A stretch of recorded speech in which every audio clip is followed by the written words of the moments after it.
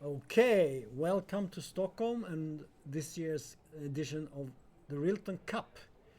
Uh, it's a traditional tournament around this time of year here in Stockholm, and it's one of the big events in chess in Sweden.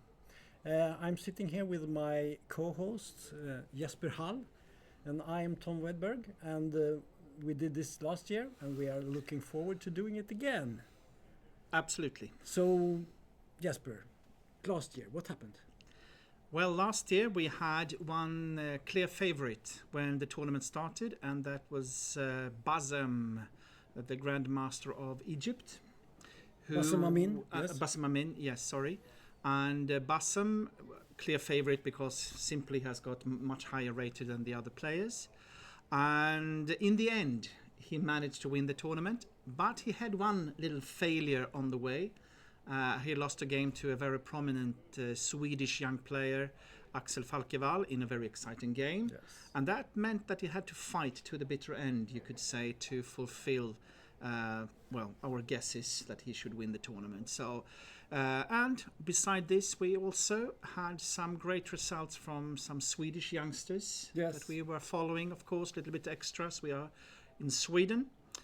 So overall, a great tournament last year. And I remember it as a very fighting tournament. Yes. And there were lots and lots of youngsters. You'd never heard of them, and they played really, really well. So very interesting. If it can be as interesting this year, it will be great. So do we have any do you have any insider tips? Who is going to take this? Well, first of all, we could check out the participants of this year's and the top players. Yeah. And in the very top, we have Anton Demchenko, former Russian player, but these days he's playing for Slovenia. And he's rated a little bit higher than the others with 26.31 in ELO. He has actually had higher rating. So he's a really experienced and strong player. Number 2 on the list is Jon Ludvig Hammer from Norway. These days he's down to 26.06, but he has been higher. A clear number 2 in Norway for many years. Wasn't he at 2,700 at some point? Well, at least I'm not sure that he reached to very 7. Close, maybe very yes. close. Yeah. Now he is, because he is also a good friend of Magnus Carlsen, and they were training together a lot. When I was a trainer of the youth team, both of them were participating in these sessions we had. And, for a long, long time, he has been a great player of Norway. These days, though, he has changed a little bit to be one of the most prominent commentators of chess in television. Yes. But still a strong player, and he's actually playing quite a lot in Stockholm and Sweden. You have experiences with your team. I haven't played.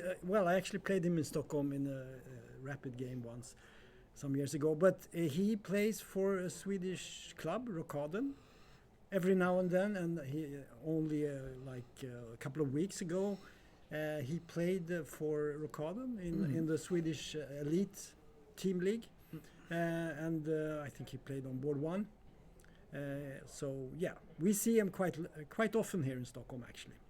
So do you have any other tips? Yes. The third player above 2,600 in ELO is Xu Tianzhu from China. And here I must confess that I don't know so much about this player. But normally the Chinese players, from my experience, are very good tactical and have good opening preparations to come up with. So, of course, it will be very interesting to follow this player and see what he is capable of. Those 3, I would say, are favorites because they have above 2,600. The next one on the list is Nikita Meshkovs with 25.61. So there is like a 40 ELO points gap down to Meshkovs. But on the other hand, Meshkovs is also a player that we have seen a lot in Sweden. And you know him. Tom. He plays in my club. And I have to say I'm very impressed by his play. Very, very good player all around, and he's a chess teacher also, so he has helped with our juniors a little bit. And he actually played a draw with Magnus Carlsen in the European Club Cup some years ago. So I would say he's a little bit of a dark horse in the top. I don't think you should look too much at the ratings. He could well end up in the very top. Could be said also that he is representing Latvia, and I know that Vasa, you have quite a good connection to Latvia due to that Birger Wenzel, one of your team captain, I guess, has got good connections. So, beside them, there's four on the top. We have Dominic Horvath, we have Christian Bauer from France, we have Shangren Dai from China, Di Li from China. The Chinese players, again, I don't know so much about them, but we are very happy to have them here to make the acquaintance of them. I think one of the things we noticed that there are not so many Swedish players in the top. Not in the top. So if we go to the Swedish players, because I think that most likely one of the winners will be in these top groups that I have mentioned here. Yeah, could be. Could be. Of course, there can be someone, a runner-up, we will see. But when we come to the Swedish players, we have like two categories. We have like the experienced ones. And here we have like Erik Blomqvist, who has won Swedish Championship, I think it's twice, if I remember correctly. Rated about 24.90, just below 2.5. Has had higher rated than that earlier on. Experienced, very strong in all phases of the game. Can play really good attacking chess when he got the I think chance. he's actually in form now. I think he seems to be in form, because he had a period when he was not playing so well, but now he seems to be again on the rise. So on the right track. Yes, and he seems to get stronger. So I think he's coming here with a good self-confidence, and I think he could also make some waves here. And if we go to the experienced Swedish players, we also have Tiger Hillar Persson, we have Linus Johansson. Those players, I would say, are most likely to have the chance to get a good place in the tournament. But you've forgotten one player here, Edvin Trost. Yeah, but he will come by the youngest. I have made. We have two different categories. Okay. First, I started with experienced ones, because now we come to the youngsters, and here, not the least, we have Edvin Trost that you are mentioning. I think he was close to getting a GM norm several times here. Yes, but unfortunately he didn't have the chance to play. You have to play with 3 grandmasters if you want to get a norm, and I think he made the result, but he only played 2 GMs, and then he couldn't get this kind of norms. But it seems like this is a great tournament for Edvin. So I think that he can be the player that we can hope for, be challenging those top players I mentioned in the beginning. Yeah, we will follow him a little bit extra, I think. Of course. Yeah. And beside that, we also have some youngsters like Adrian Söderström and Axel Falkevall, I would say. Those two are two of the most promising young Swedish players, and they are making serious efforts in the training and so on, trying to become, first of all, international masters, and after that, of course, grandmasters. I think Axel, I think he's already, yes, he is an international master already, so he is going for the grandmaster title, at least the norm, of course, in this type of tournament. So those are players. And then, of course, we have some other youngsters, and not the least, if we take a little bit of a look of the pairings. Yeah, let's go to the pairings. In this round, number 1 of Rilton Cup, we have on the first board we have Rishi Vijayakumar. I'm sorry for my pronunciation, against Anton Demchenko. Vijaya Kumar. Very good, Vijaya Kumar. He's playing black. Anton Demchenko, the number 1 rated player, playing white. And on the second board, that was what I wanted to come to. We have Hugo Wernberg against Jon Ludvig Hammer. Yeah. And Hugo Wernberg is also one of those youngsters that we have great hope to see making a good result in the tournament. Yeah, you know him quite well. I know him quite well. He's a member of my club, and he is actually the reigning Swedish junior champion. Yes. And next year he will play in the highest group in the Swedish championships, the SM-gruppen, the Swedish championship group with 10 players, and the winner becomes the new Swedish champion. So he's playing there, and now he gets good training today. against John Ludwig Hammer. But you have a little bit of hope because you said that he just made quite a good tournament for Vasa. He played very well in the European Club Cup in Rhodes. And I was there playing too, and so I saw Hugo close up playing, and he made an excellent result. Good fighting chess. His main asset is not his openings. He said himself that he doesn't know any openings. That's not true, of course, but he improvises quite a lot. But he makes up for the improvisation by being very concrete in his calculations, and also a very good fighter, which is important in chess. So if he survives the opening, we have hopes. Yeah, survives. Sometimes he gets a horrible opening and then he turns it around anyway. So I'm not so worried about the openings actually. Okay. Yeah. So we'll see what happens. We'll see what happens.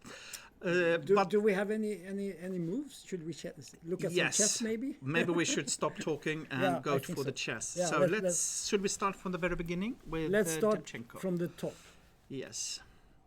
So here we have like a gap between Anton Demchenko and Rishi Vijayakumar, and it is about 400 points in ELO difference. But still, of course, if you have 2280, you can certainly play. So it will be an interesting start of this tournament. So let's go for the moves. Okay, so we have e4 from Demchenko here, and we get this opening. What do you think about this? This is the Italian opening, and it's one of the main openings, of course, not the least. What you could say in the beginning, when you are, just started to play chess, this is the most common opening that you see. But yeah, that used to be true. That used to be true. It's not true anymore. Maybe not. It's nowadays, the London system. Everyone plays. Yeah, nowadays, this is what they play in the elite. Yes. The Spanish or the Ray Lopez, which is bishop to b5. It used to be the main move. Always, but I would say nowadays Italian is the main move. Maybe. Yes. Maybe. It has become very popular. And the reason is, of course, also because the Ray Lopez has been so analyzed. It's so analyzed, and also it's so sharp. Yes. And there are so many systems black can use that are quite challenging for white, and you need to know lots of theory. But bishop c4 you can play without really knowing much, because you can know things, but you don't need to know. You can make the move because it's not very sharp. No, and also what is happening is that you simply put out your pieces, and you will have a good opening, a logical opening, and then the game starts after this part of developing your pieces. So let's see what happens. Yeah. So we got knight f6, and now of course there is a very sharp move here, knight to g5. Course. So this black is giving white this opportunity, but most white players, when they play bishop c4, they don't play to do the knight g5 thing. They play this move. Yes. So can you explain this move? What's well, the point? First of all, you simply... Why don't you go 2 steps instead? Well, first of all, you have that is a possibility to play it, of course. Yeah. There are, you can choose to play like a sharper line. As always, when you play different types of openings, you have the possibility to go for sharper lines, or like in this case, a more safe, simple developing move. And this move is very logical because it simply defends the e4 pawn, but also opens up for the bishop on c1 to go out to g5 or e3 or something like that. So in that sense, it's logical. But on the other hand, it does not put so much pressure on black as, like, for example, d4. I think this is a result of the computers, actually. Yes. Because what the computers has told us is that every opening is about equal if you analyze it to a certain depth. So there's no point in playing sharp openings. Well, I think you are exaggerating a little bit. But this is how people think. So there's no point in playing some very sharp Spanish line or Ray Lopez. It's better to play something not so sharp and not so forcing, and slowly try to make your opponent make a mistake. Not immediately in a very sharp situation, but in a more positional setup. I would say, especially if you're like Demchenko, you are supposed to win this game. You're playing white and so on. You do not want to have like a surprise in the opening normally, because you know that if the game just runs on, you normally win because you understand chess better than your opponent. Then choose a simple opening, just go for a good middle game, and let's play. And normally that's a good strategy for the better player, so that's logical. Yeah. Okay. It's the old idea of Steinitz, you know, to accumulate small advantages. That's the idea. Okay, so let's see some moves here. So bishop c5 was played. Now you can play c3, but white goes for maybe the sharpest idea here, that is bishop g5. It's also possible to play, for instance, this move, or you can go for this move, or there are many options for white. Yeah. You can move the bishop back here. There are lots of moves, but bishop g5 is considered to be, this idea to put the bishop on g5 is considered to be the most sharp. Yeah, what is interesting with bishop g5 is that black now has got the possibility to play h6 and maybe even g5. He did. Let's move. Okay. He played h6. I think that's a good idea to do that as fast as possible to force white to decide. Do you want to go back? Do you want to take? Do you want to retreat? And he retreated here. Yeah, and now there is a possibility to play g5. Yeah, but this can hardly be done as long as you haven't. When you have castled, you can rarely do g5. So if you want to play with this idea, you actually have a possibility to do it now with black. Yeah. Sometimes white wants to avoid this, you know, but in this case, he's ready. You usually don't play it if white hasn't castled. Exactly. So if you would do it here, it would be sort of toothless, because white can, if he wants, he can castle queenside, so there will be no attack. So black sensibly played d6 first. Yeah, that's good. And now c3. So white played c3, and now there is maybe a threat to go b4 and maybe a4 and harass the bishop.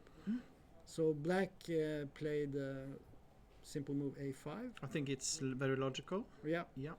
And white continued with and black moved the bishop back. And again, you can see that here we have a little bit the finesses of the opening, is that black is holding back to castle. I guess it's because he wants to have the chance to play for g5 if the possibility arises when white has castled himself. So now a little bit, it's like a waiting situation a little bit. Yeah, there are lots of waitings going on here. The worst thing white can do is to castle and play h3 combining those two. That's correct. Yeah. So in this game he played castles, which is perfectly fine, and then g5 came. So now actually black could execute the idea to play with g5. Yeah. And now this is also normally we will have an interesting game. Yeah. Because now the question is, of course, where should the black king go? And actually you could stay in the center with the king. You can go for a long castle, or you can go for a short castle. It will be interesting to see what he chooses. Yeah, in this position, of course, there are sharp alternatives. You can play like h5 or something. Go for all out for an attack. Yeah. But this has been proven to be, it's very sharp, but it's also very risky. Yes, of course. You don't have to do that. So in the game, black did not go for something crazy like playing this move here. Yeah. Which opens up for lots of tactics with knight takes g5 and f7 is hanging and so on. What could be interesting, of course, in this type of very sharp openings that they have played is to look at the times. And here we can see that, because I guess the time is following the moves, huh? Because then you can see that both players are into their preparations. Both players have more time now than they had in the start of the game. Exactly. Because they get 30 seconds in every move. Yes, so there is no doubt that both are on home ground, if I put it this way. And, so there will be, if you play like h5, you should know that your opponent is very prepared, so you are normally not doing this if you are not sure that it is a good move. So okay. No, he went for castles. Castles, yeah. And white played a4. Yes. Of course, now once you castle both to the same side, it's much more difficult to play for an attack with h5 or something, because it would open up the black king. Yeah. So but king h8. Yeah. And now actually what the advantage of king h8 that might look a little bit strange is that it could be that you prepare for this type of attack on the king side. You open up for that, and sometimes you even play with rook g8 and go for h5 and so on. And one thing is, of course, that when I see this position is that there is a rule saying that if someone is attacking on one side, you should try to strike in the center. Because then these moves like g5 and h6 could turn out to be weaknesses. So in that sense, for me at least, that the d4 move could be something you want to play. Of course, you have to prepare it and so on. But so the question is, because if you do not play for d4, the question is how white should proceed in the position. So you can play for it immediately, but then maybe black can just take the pawn. Exactly. But maybe white always has this move. Yeah. In hand, so to speak. Yeah. So in the game he played actually king h1. Yeah. And now black played knight h7. I think this is theory also. Yes, of course. But we can see that black has used a lot of time here. So let's go back one move just to see, because it's always so interesting, I think, to see at what point do they start to think. Yeah. Because then you have a sign of that here the knowledge of theory is out, and you are on your own. This was the point, because here he used almost 10 minutes to play king h8. Yeah. And white played king h1 immediately, so it's still theory. Knight h7 and now d4, and still white has not used any time. Yep. So here it came, d4. And also, retreating with a knight to h7, moving away from the center, that makes it, of course, even more interesting to go for d4. Black was actually maybe even ready to go for some kind of f5 or something like that, beside h5. I think the idea could be to just play f6 here. Because if you move the knight, the pawn here, then suddenly you have a very solid structure. And then, okay, knight h7 is a little bit clumsy, but this knight could go back here maybe, and then up here. Once you play f6, you have much more time. And it's not so easy for white to break this position. No. So that might be the idea. But okay, of course, what is happening if you take the pawn on d4? That's very dangerous, but it is very dangerous, because what happens is that you actually open up the position. So even if white is losing a pawn, you could have like good compensation, I guess, because the black pieces are so awkwardly placed. Yeah, this is definitely a possibility in this position to do that. Yeah. I doubt if black is actually going to do it, but it's possible. Shall we go to the next game? Okay, so we have this very interesting encounter between Hugo Wernberg and Jon Ludvig Hammer. And as you can see, Hugo is playing white and Jon Ludvig is playing black. So let's just do the opening. Yes, please. I think that Tom is ready for this opening. Yeah, I've seen it before. Okay, what happened? So things started running away here. Okay, so knight f3, c5. It's a good move.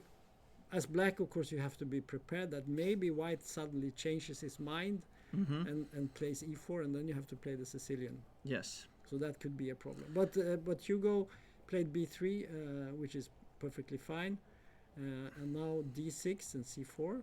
As a reminder, you said initially that Hugo's strength is not in the opening, so in that sense it's wisely to go for some kind of more slower opening normally, that is not so sensitive. I think this is quite a good system for white. This is the Reti.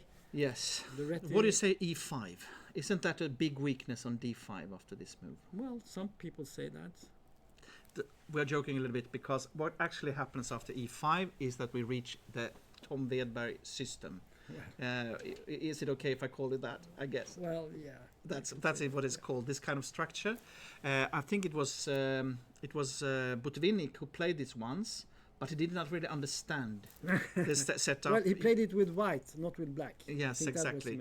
But you were the one who actually introduced it on a higher level Well, and so don't on. know. So you could say that, but it's not 100% true. But yes, thank I you think very much. well, let's say it's true, because it makes the story Very better. nice. Yeah.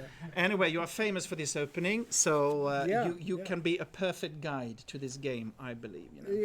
Yeah. I started analyzing it and playing it already 50 years ago. So you know it quite So well. I know it well. And I have played it since I was a child, because I had Tom as a trainer at a camp who showed me the ideas. Yeah. So I've tried to follow in your footsteps, you can say. That's good. Many juniors have, maybe. Quite a lot of Swedish players have played it. But what over is the years. interesting is that Hugo is actually white. Yeah, he's white. So it's maybe you have had Jon Ludwig at the training camp. No, I haven't. No. Okay. Yeah, but what's a little bit sad is that it's become so popular, this setup with the black. Is it So sad? Yeah, because suddenly everyone is analyzing it with computers. Okay. So it's become much more difficult to play it. Okay, I see. But we see here that both players are just developing pieces here. There is no real contact between the forces.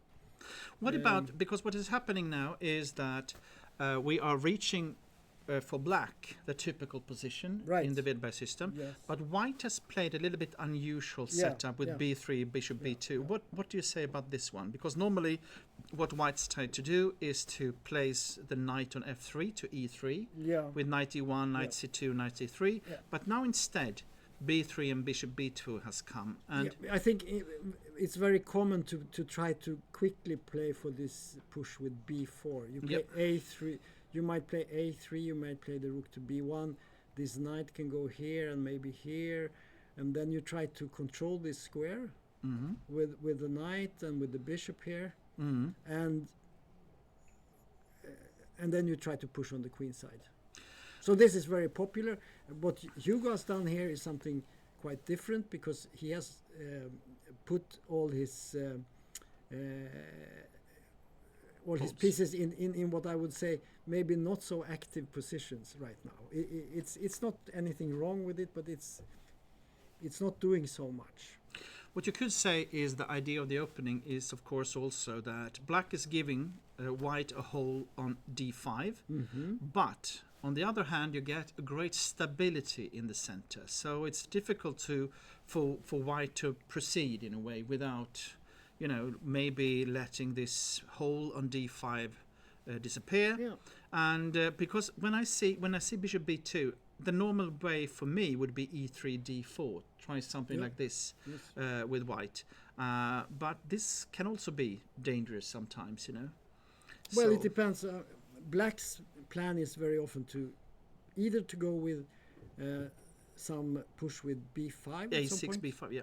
or maybe e6 rook b8. No, sorry. Let's do that again. So we play this one here, and this one is going here. Maybe we have the rook on b8. This is one idea. Another idea is to put the bishop on this square and then go with the bishop, the pawn to d5, and then you get what is called a Marocci bind or a Marocci setup. Yes. With the pawns on c5 and e5, and it used at least to be considered to be maybe slightly better for black to get such a position. So the question is, what is going to happen here now? Now Jon Ludwig has to decide which way is he going. There are also ideas with playing f5. Yeah. So this is also an idea, and you could even try to play g5 at some point. So there are many ideas now. And of course, now it's also up to Hugo to show that the bishop is not bad on b2. So he needs to find another possibility that sometimes arises is that if you move the knight to e1, for example, in this position, you can also sometimes play with f4 or try e3, f4 or something like that. One idea would be to go with the knights like this, and then here, and then finally jump in on d5. Yeah. But after knight e1, normally black will play bishop e6, knight c2, d5 to avoid this. Yeah. So Okay. the problem with white's play here on the queen side is that he hasn't really prepared anything. He doesn't have any push. No. So I would say that, as I said, Hugo is not a super expert in the openings. That probably for him this is completely new. He hasn't seen it before exactly like this, and now he doesn't exactly know what to do, so he has to find a plan. It will be interesting. He has many plans always, so he will find something. Yeah. Let's see what he finds. Okay. Let's go to the next game. Yes. And here we have this Chinese But grandmaster. here something has happened because She has very little time. Okay, she hasn't turned up. Okay, yeah. I see. So it seems like we get the forfeit here. Most likely. Yeah, that's sad. But So let's leave that game. yeah. So then we go to Now we go to your My- colleague or your teammate. yeah, my teammate. Okay. So here we have the stronger player playing black against Rajesh Nayak from Yeah. India, huh? I Yeah. think, yes. So Nikita Meshkovs is from Riga in Latvia. He's a chess trainer. Mhm. He has juniors that he train, and he has been to my club Vasa and given lectures for my juniors. Hugo is used to be a junior in my group, but Mhm. now he's actually a trainer himself also. Mhm. So okay, E4, interesting. And now we get the Sicilian. Yes. What do you think about that? That's your opening. You used to play that. Well, my opening, I think it's many players opening Yeah, C5. but No, of course, when you play as black, you can have different strategies. We have Yeah. seen with E5, normally what you say, that is the classical approach, yeah, where you simply play the same moves as white is playing, but you will be one tempo less, and you try to show that this doesn't matter so much. Or what you can do is that what is happening when you play like with Sicilian or maybe the French or the some other openings is that you have another strategy that you will get for different structures for white and black, and you try to challenge white's E4 move with another strategy. And C5 idea is of course that even though you do not put your pawn into one of the center squares, that means E4, D4, D5, E5, you actually control one of them. And white has got two choices, and that is go for an opening game with playing with knight F3 and D4, or a closed Sicilian. And well, nearly always you see the open Sicilian, and then it can be razor sharp openings that has been analyzed for years, and now also with computers and so on. So it can be a real opening struggle in this game. yeah. So knight F3, Yes. knight C6, and he played knight C3. And now, of course, you give black the chance to play E5 to stop D4. The drawback is actually a little bit like with the Wedberg system, is that white now has got control of D5. The difference is that the bishop has got a fantastic square on C4.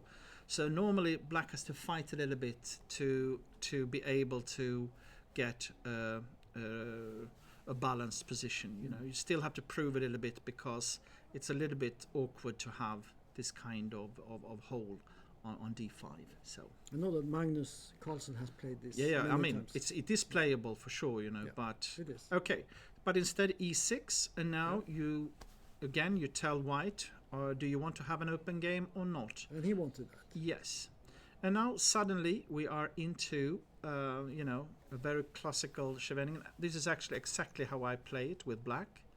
And here white, it's actually again what you do with black is that you tell white what kind of setup do you want. I think they call this the Taimano, right? Yes.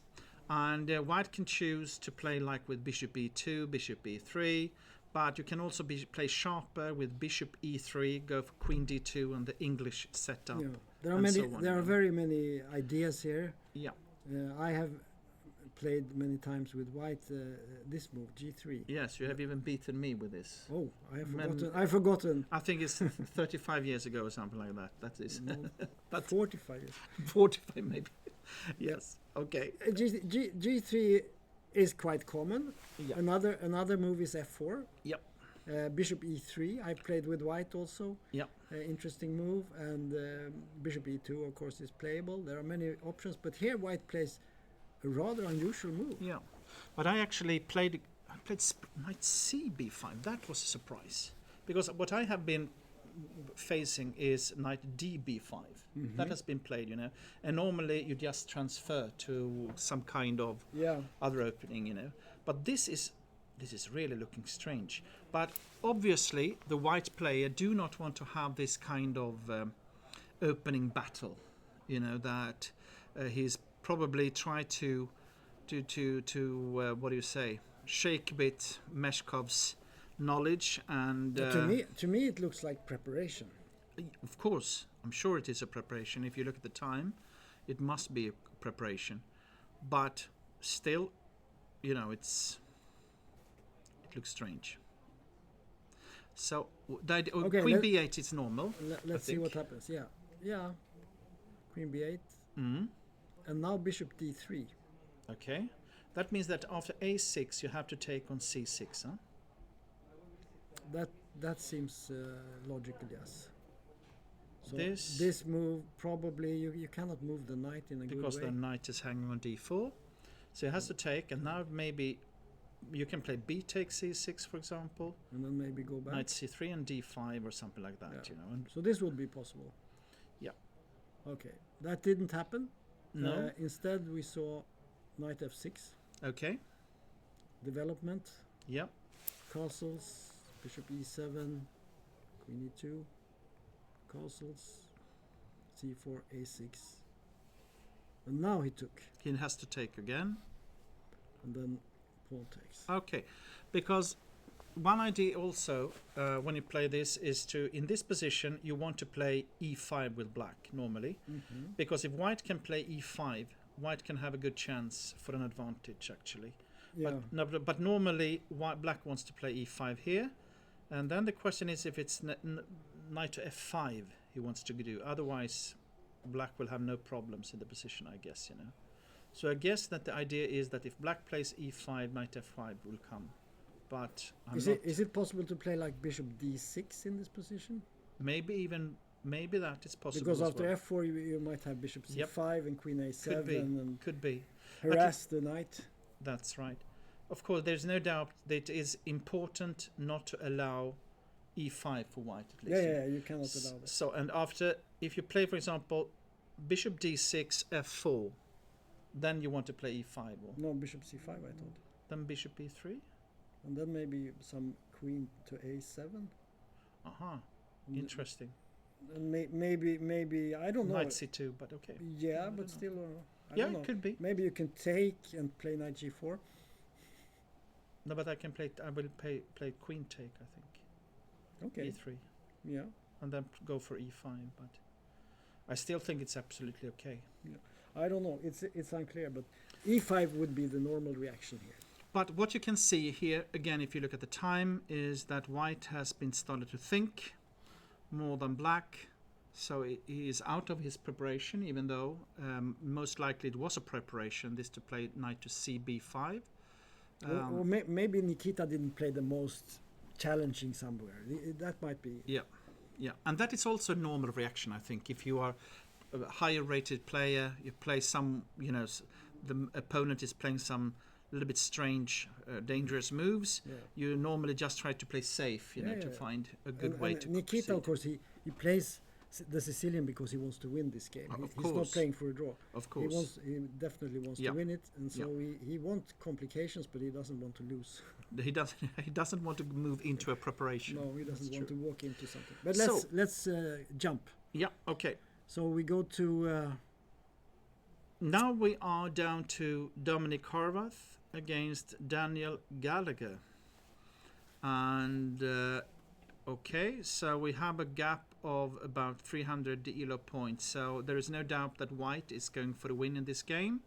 And like I said before, white, the higher rated player, normally wants to have a long game where the skills will be shown, you know, in the middle game or somewhere. They do not want to go into messy positions in the very start. At least that's quite common. And G3 is a typical let's play chess. Let us not have an opening battle. So okay, but now comes an interesting move. Knight f3, e4, and we have the Norwegian rat system defense, Yes. but with an extra tempo for white. This was actually one of the openings that was inspired by Rolf Martens, the Swedish chess master. Genius. A genius, yes, absolutely, who invented a lot of new openings. And this is one of his ideas, that was sprung out of this. And it got very popular because Magnus Carlsen played it at one point with black. He still plays it sometimes. Yeah, that's right. And of course, it from an obvious point of view, it cannot be the best, I think, but it's not as bad as it looks. Exactly, this is the point.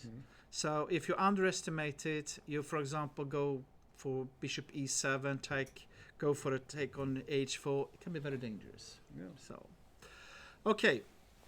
So a little bit what white has been able to do is that the pawn on e4 can be challenged, and with d3 and so on. So white can have... So I think black plays the best way, but that is just to develop. Yes. And don't bother about the knight on h4. Exactly. Don't look at it. Yeah. Don't even think about it. And just develop your pieces, yeah, and let white think about how to get this knight back into play. Yeah. So I think so far this looks quite good. Yeah, but now what you want normally as a higher rated player is also to get unbalanced positions like this, because then and a little bit strange positions is normally okay as well, because that means that your opponent will face probably positions he or she has not been into before, and then the higher rated player can normally show the strengths. So if we think about this position, there is a problem for white, I would say. The problem is that he has the pair of bishops. Yep.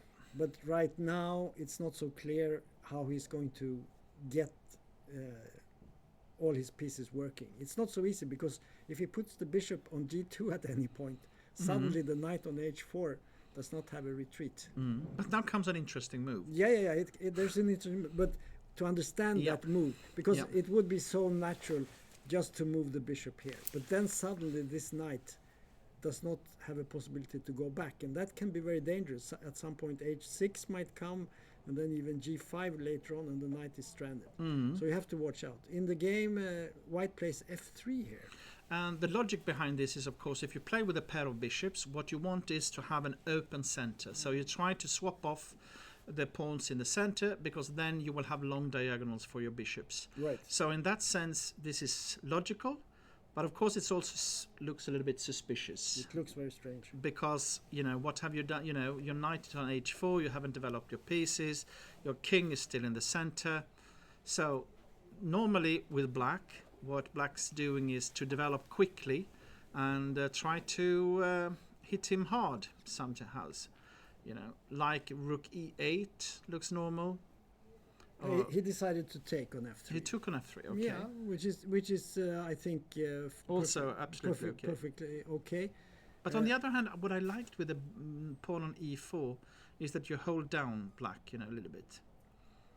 Yeah, but the question is, can you do that? Rook e. Okay, but there are alternatives here, of course. So you could imagine, as you said, you could play, for instance, rook e8. That's one possibility. Maybe some other developing move, maybe knight c6 or something. White has a small problem here on the pawns on the queen side are not so nice. I mean, it's a little bit weak. So the knights could be good. At some point you could get some square somewhere, maybe on c4 or something like that. Could be a square for a knight. And white is fighting to get his pieces out. And the only piece he has out is this knight, which is not perfect. So this is it's a very interesting position. So he takes f3, and now white, of course, has to think, do I want to take with the knight? Then you will have like a long-term weakness on the e file. Yeah, we can look at that. So let's say you take with the knight, then you have weaknesses. I don't like this. Everywhere around these pawns here, it's not so. And this pawn is even a little bit weak. It's not easy to get it forward. So what the question is here? What the only move must be e take f3.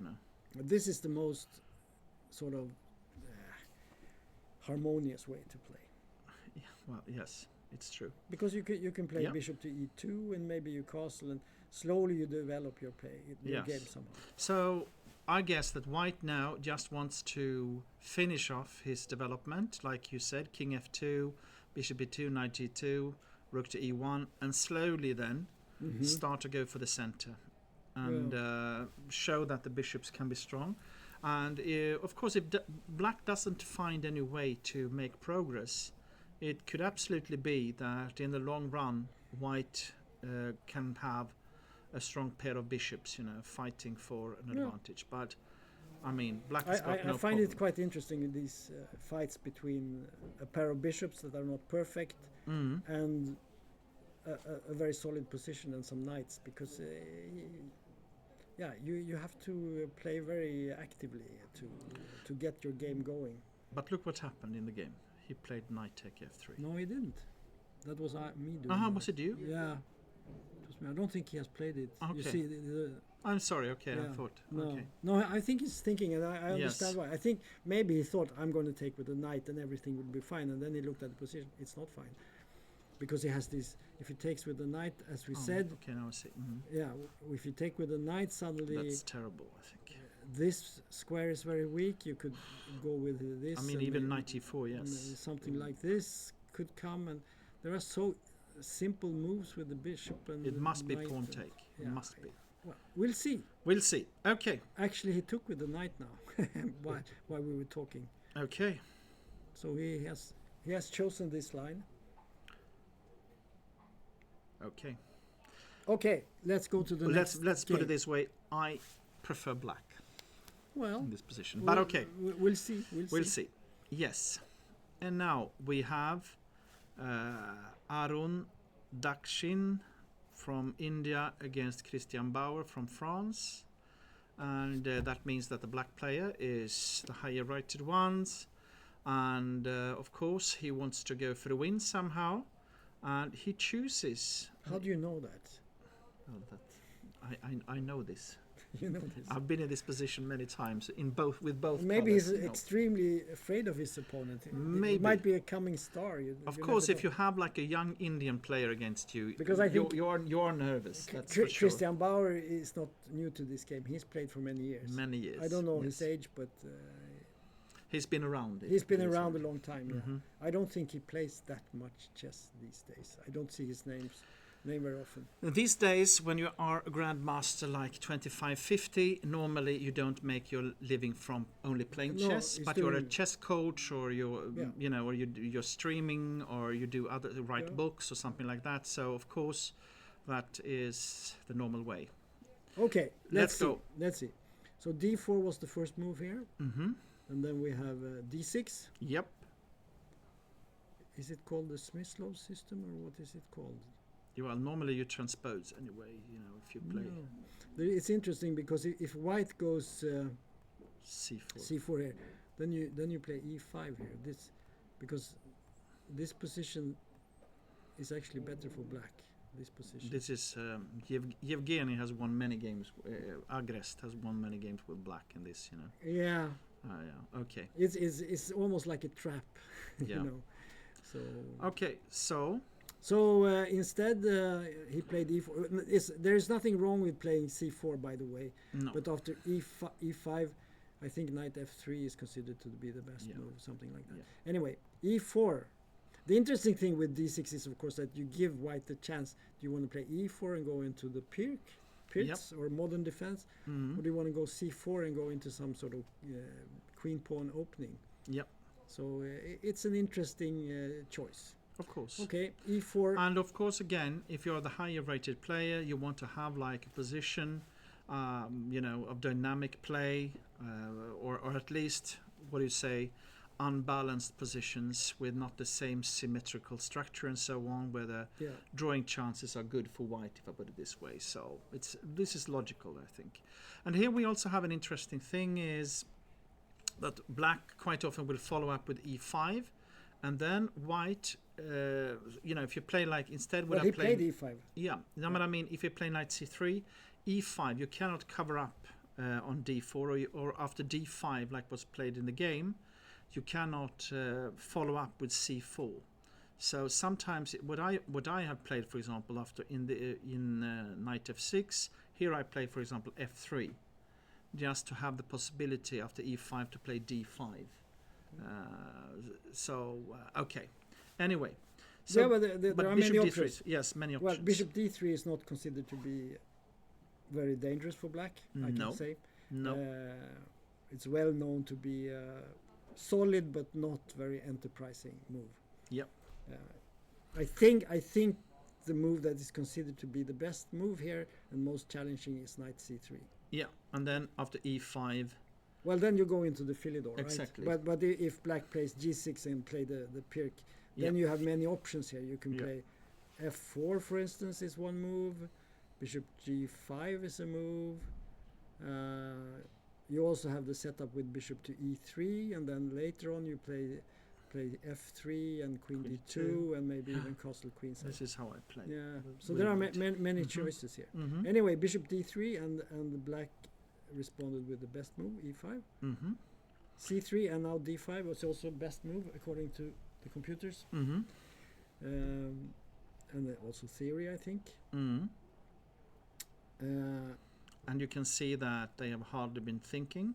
So this is they're into theory. And now if white takes this again, this queen swap is not to the recommend. advantage. No, because the thing here is that black has the pair of bishops. And white has only one bishop.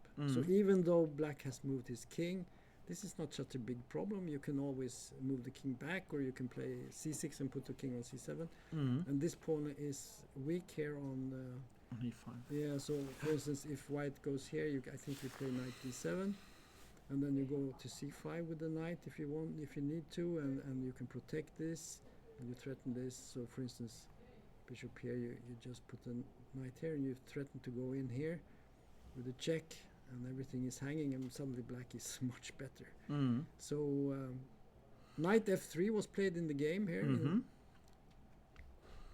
which is knight c6, c6, yeah. Castles, bishop g4, and now it almost looks like it could be some open Spanish, right? It's a very close resemblance. Okay, so now why don't you play knight take e5 here? Yeah, I think something nasty going to happen. Is it to take on e4, queen a4, and take on e4 or something? Something like that, yeah. Knight Most takes likely. e5. Yeah, that looks quite okay, actually. So the idea is that after knight take e5, bishop take e4, d take e4, queen let's on look a4. at it. Yeah, okay. So you propose this move? Yeah. Or at least it's a question. With the idea of taking here is not so good because the queen falls. Yeah, that's right. We don't want that. So then the question is, we have always a check out here we can use. So the question is, how do we take with the bishop? But you cannot do it immediately because then bishop d7 No, is... that's true, yeah. But at some point... Of course. you could That's why I thought of taking on e4 with the bishop. Yeah, let's do that. So we take... Pawn take. Now you have to take here, and now you want to check. Yeah. And now... let's say the bishop goes back, or what do this is simply good, I think, Yeah. This is simply good for white. Yeah, if you go here, you can take with the queen maybe. Here. Okay, maybe. I don't know if this is quite interesting still. Maybe it's still a game, so maybe this is not the refutation. I don't know. So knight takes e5 is definitely worth considering. Yeah. Considering. So, do we have something here? But maybe he believes knight c5 is even better. I don't know.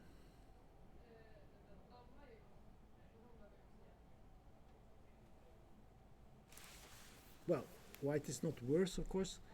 Probably you can just take and play this check, but maybe there is, I don't know. Maybe the position becomes too symmetrical. I don't know. Well, it's a very clear threat to take the bishop. I think that's the biggest threat. No, I think you need to take on e4 with the bishop. Bishop takes. And here, no doubt, you need to You give a must check. It's the only move. And knight c6 is the more or less only Maybe move. we have something like this. And bishop. Okay. Because now if you go back here, now you can maybe take here. Is that possible? And then queen take. And now maybe some knight takes. But bishop e7, it looks like it will be a draw almost. I don't know, bishop e7, maybe we play bishop f4 and rook d1 or something. And castle and queen f5 or something like that.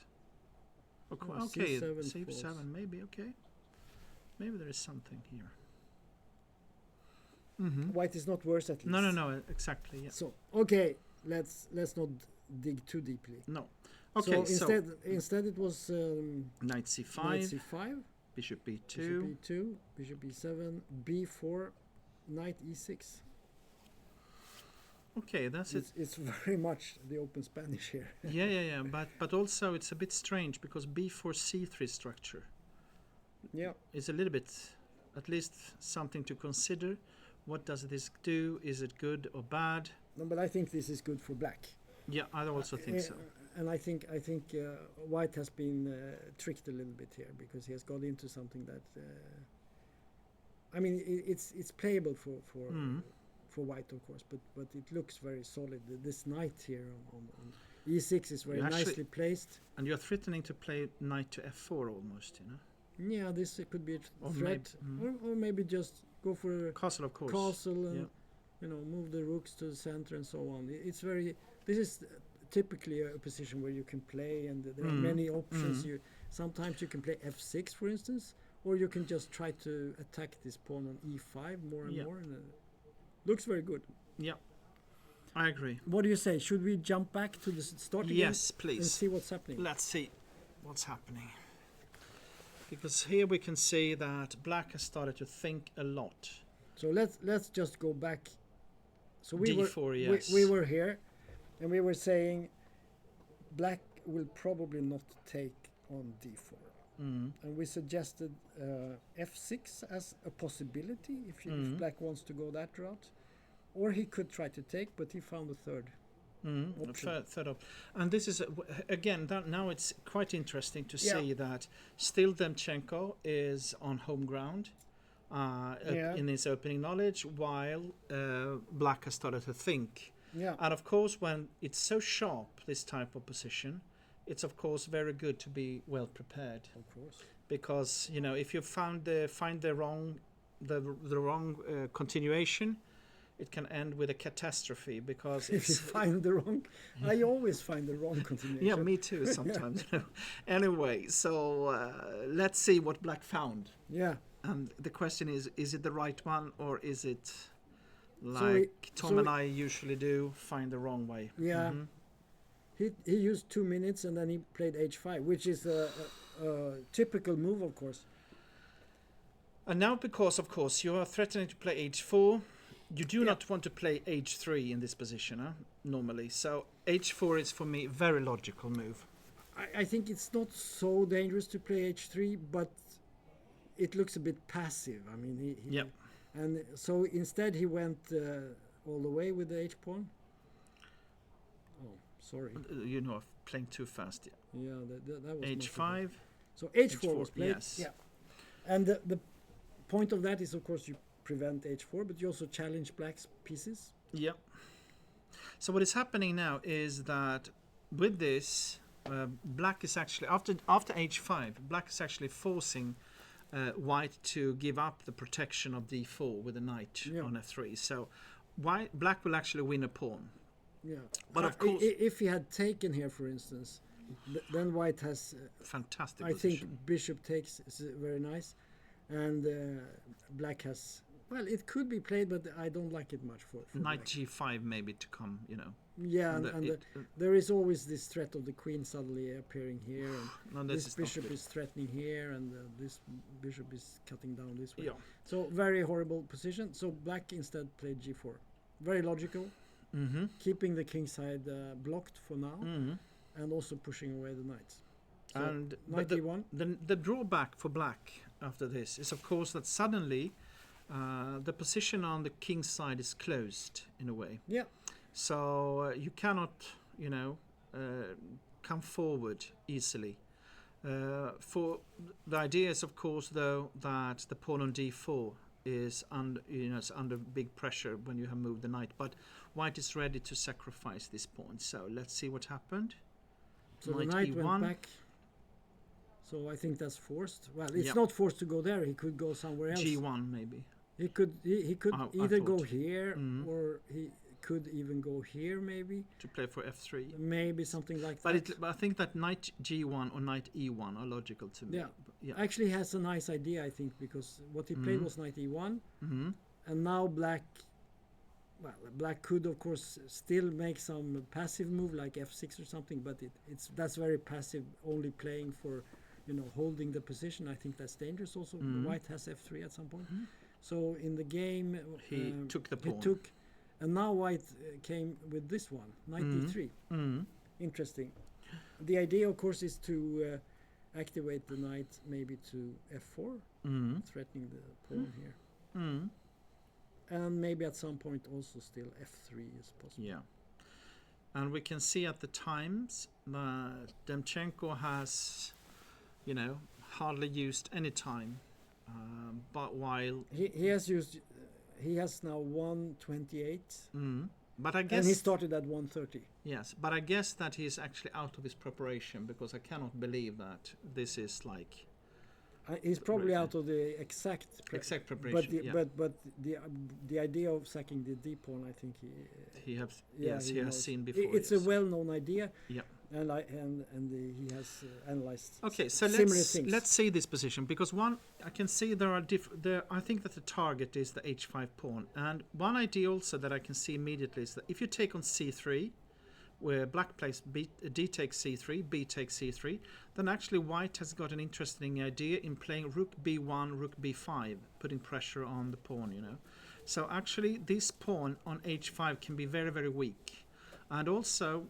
With this follow-up that you suggested to play with f3 might also undermine the position. So and if black has to at some point put the knight on f6, then suddenly the bishop can pop up on g5. Yes. So this is also a problem, and that is one of the problems in the Italian, that this bishop on h7, it can become completely irrelevant. It's doing nothing. Be out of play. And you need it on the king side. Yeah. And this is the basis for this attack that white has, that this bishop here is not actually doing so much. It's very passive. So the question is... It's only good if it's an attack, but black has no attack. So in that sense, it's. I feel that it would be easier to play white, but if we take a look at black, how should black continue? He played queen e8 instead. Yeah, we had this position, and then queen e8 was played. Yeah. Okay, of course, what is... the idea is that if you play like knight f4, you might be able to play f6 or something like that. Or is F5 that the idea? or something. Or f5 even. But it looks a bit loose. f5. Whew, I would be nervous, but okay. Probably not. Maybe f6, but even so, it looks very strange, because the knight's on h7, the rook is trapped on f8 a bit, and the queen is also trapped on e8. It's like a traffic jam, and you cannot get out of it, right? But this is a difficult move to play, of course, queen e8, because it looks strange. But on the other hand, keeping an eye on h5 after f6, and maybe even bishop e6 can come later on. Yeah, there are many moves. Yeah. So let's jump. This is very complex. We will go back to this soon again. Let's see how Hugo is doing against Jon Ludwig. Yeah. Okay. Okay. So you managed to get the. So let's go back and see this. So we had bishop b2. I think we saw and castles. I think we saw. And then was kingside castling, and now he decided to play d3. I think that's logical in this position. I don't think you can do e3, d4. It's just not. It's not possible to play like that. So he actually finds one interesting idea here. That is actually the start with d3. And now Hammer he goes for the b5 idea. Yep. Or something. Maybe he also. there's also some idea that you want to evacuate this long diagonal. Exactly. So it could be sort of a multi-purpose move here with b8. Knight e1. And now white wants to play knight c2, knight d3, and take control of d5. And after the knight c2, d5 is, I wouldn't say completely necessary, but that is the normal reaction to Now this we see, maneuver. now the idea, of course, is to put the knight here and go here, as we already said. But black plays d5, and now comes the surprise, you could say. Yes. This is a well-known idea, but I think Hugo sort of came up with it in the game. I don't know if he had prepared this. No, this is out of desperation. If I put it this way. But let's say white takes here and black takes. This is what I mentioned before. This is the Marocci bind, named after the Hungarian player Geza Marocci, who I think played this with white against the Sicilian, this type of setup. So white had the pawns on c4 and e4. But now black has this position. And this is sort of the ideal position in this setup. Black has gotten everything he wants with d5. But Hugo found a nice way to avoid this.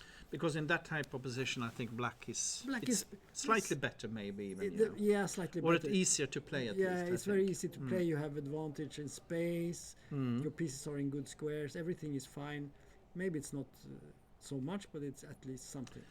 But So, he played a E4. very interesting move here. Yes, E4. this is in one way interesting plan, because now he is giving black a choice. Either black can take on e4 and then put a knight on d4, but then on the other hand white will get a knight on d5. So it's just like I give you one square and you give and so on. You give mine. But I think the critical move is that the one played, and that is d4, and that I'm sure that that was played, because because if we take like this, it's sort of even Steven here. Yes. Both players are going to put a knight on a square here in the center, and then it's very, very even. But also the bishop on b2 suddenly is not so bad, No. because at least it's doing something now. Yeah. But after d4, you will have white will have one single good piece, and that is the knight on d5. Because if you look at the bishop on b2, stunning very badly. Knight on c2, also horrible in a way, because you can play for a3, b4 and so on, but normally black will only play b6, and then the knight will be stranded on c2. Bishop on g2 is not doing much. What you have got is the great knight on d5, and if black ever wants to take it, you will have a post pawn that is actually guarded, so that could be a strength. But I think, as you said, you have one thing. You have one thing. But So it's only one thing. That's the problem. And while black has got actually good ideas to proceed, and I think f5 is absolutely normal move in this position. Because now you have a closed center, and when you have a closed center, you try to play around it, and that is what black is doing now, trying to take the initiative. And the problem for white is that in a position like this, you want to take on f5. Yes. But you cannot take, because then you lose the grip on d5. Yep. And you're going to have to exchange the knight, and the position will be horrible. Yep. So it's the question is what to do. Maybe he can play with e takes f5 somehow. I guess it would be g takes f5 after Absolutely. that. Yep. And then probably you will have to take on e7, and then you would try to go for f4 at some point, but I just don't believe it. Nope. So this cannot be done. No. He So this must is keep. So what can he do? No. But I thought of f3, but another possibility is, of course, to try to go for f4 with yourself. White play to f4, but the problem is that you have both your bishop on b2 and the knight on c2 that is out of play, while black's pieces are ready to go for the center, and that means that I would be very nervous about this. If black. He might go for f4, but he's not positioned the right way to play No. And especially these two guys here, b2 and c2, they are so badly placed. Yep. They're doing nothing. You would like to have the bishop on on somewhere down here. I don't know, maybe down here or d2. But even then it would be bad. But that would be a little bit better. But on b2 it's doing nothing. This knight is horrible. But okay, so how should black react? Should black take on f4, or after if white plays f4? Yeah. Well, because still white can play like queen d2 and rook ae1 and so on, try to do something. Yeah. So black has to make a choice. Because I also thought about you can take on e4 sometimes. And now you are forced to take d-take e4, and black will have this guarded post pawn on d4. On the other hand, suddenly white can maybe go for knight e1, knight d3 or something like that. Something like that, yeah. So yeah, white is struggling in this position. Yes, black has got a good opening, I would say, and white is struggling. So black has all the choices. He can take on e4. He could take on f4 if he wants to. It's also possible. He could just move the queen and put the rook on e8, or yes, queen d6 or something like that. So he could also play at some point maybe a move like b5, you know, to open another front. And it's so unclear what white is doing. Because white doesn't want to take on e5, then the knight takes there, and that is very well placed knight. If he takes on f5, then he has the problem with the d5. So I don't know. Okay, so I think the alternative to go for f4 that is little bit challenging. You said like f3, for example. No, that was that is a little bit desperation, but you know. I think in this type of position, f4 is always a probability, and then you play g5 and h5, and you just storm the king side. So you have to watch out for that. No, so this is the problem for but also after f3, maybe black just play bishop to h6 or something like that, just to you know. Then suddenly this knight is doing something. At least something. Yes, that's right. No, okay. So the position is bad. Yep. White is worse, but we'll see. It will be a fight. And this game, I guess, has ended. Yes, it ended. Okay, so then we have this. Yes. Nothing is happening. No, he didn't play. He didn't play bishop d6. He played rook d8 first. Okay, bishop e3, and now he's thinking. Okay, because he's got different choices here.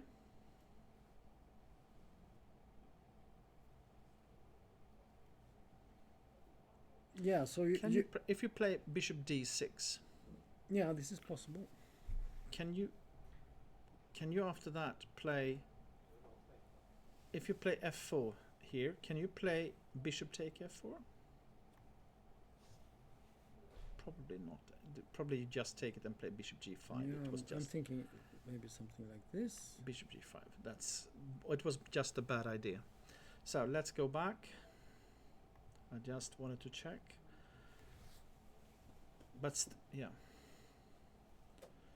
Because the normal move for me is still e5. But then I'm sure it must be knight f5 that is evaluating. So if he's not happy with that, he could play a move like c5 and then maybe b6 and bishop b7 and just play this position. But of course f4 can come. For sure, yes. And then maybe you have to do e5 or something. It's not so nice. I mean, white's position looks quite good here. That's why I say that I think the critical is e5.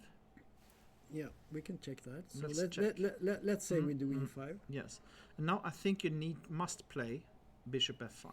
Yeah. If let's say you play something like knight b3, what happens? Maybe should you play b6? Yeah, it's possible.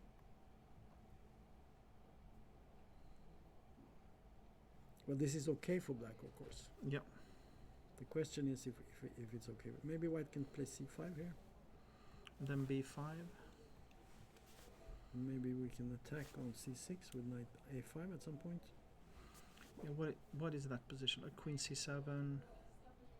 I don't know, b4. And b4 and knight g4. Something like that. How is this position? Yeah. I mean, black has got no problems. I think that's my feeling. But Maybe you put the bishop here and you go with the rooks here, okay, yeah. and then you try to show that white black doesn't really have any play. You lock down the Okay. queen side. I don't know, No. but I think in this position, I'm not so impressed by black's play here. By the way, I mean, I'm not saying he played anything wrong, Mhm. but he hasn't really gotten anything. He has some work to do here. Yep. But he will find something, I'm sure. Yep. Let's go to the next game. So either e5 or c5, or at least you need to react to e5 in that game. So let's see this game, this strange game that we had. So we were here.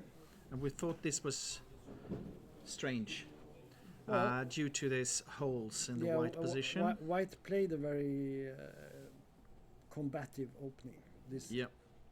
Norwegian rat. Let's say, okay, so rook e8, very normal. We said that the advantages for black in the position is the pawn on e2 might be weak. It is also that you have a hole on e3 that can be, you can try to make use of it by playing knight to g4 and so on. So, yeah, okay, so bishop g2, Queen e7. queen e7. Now you can actually take on e2.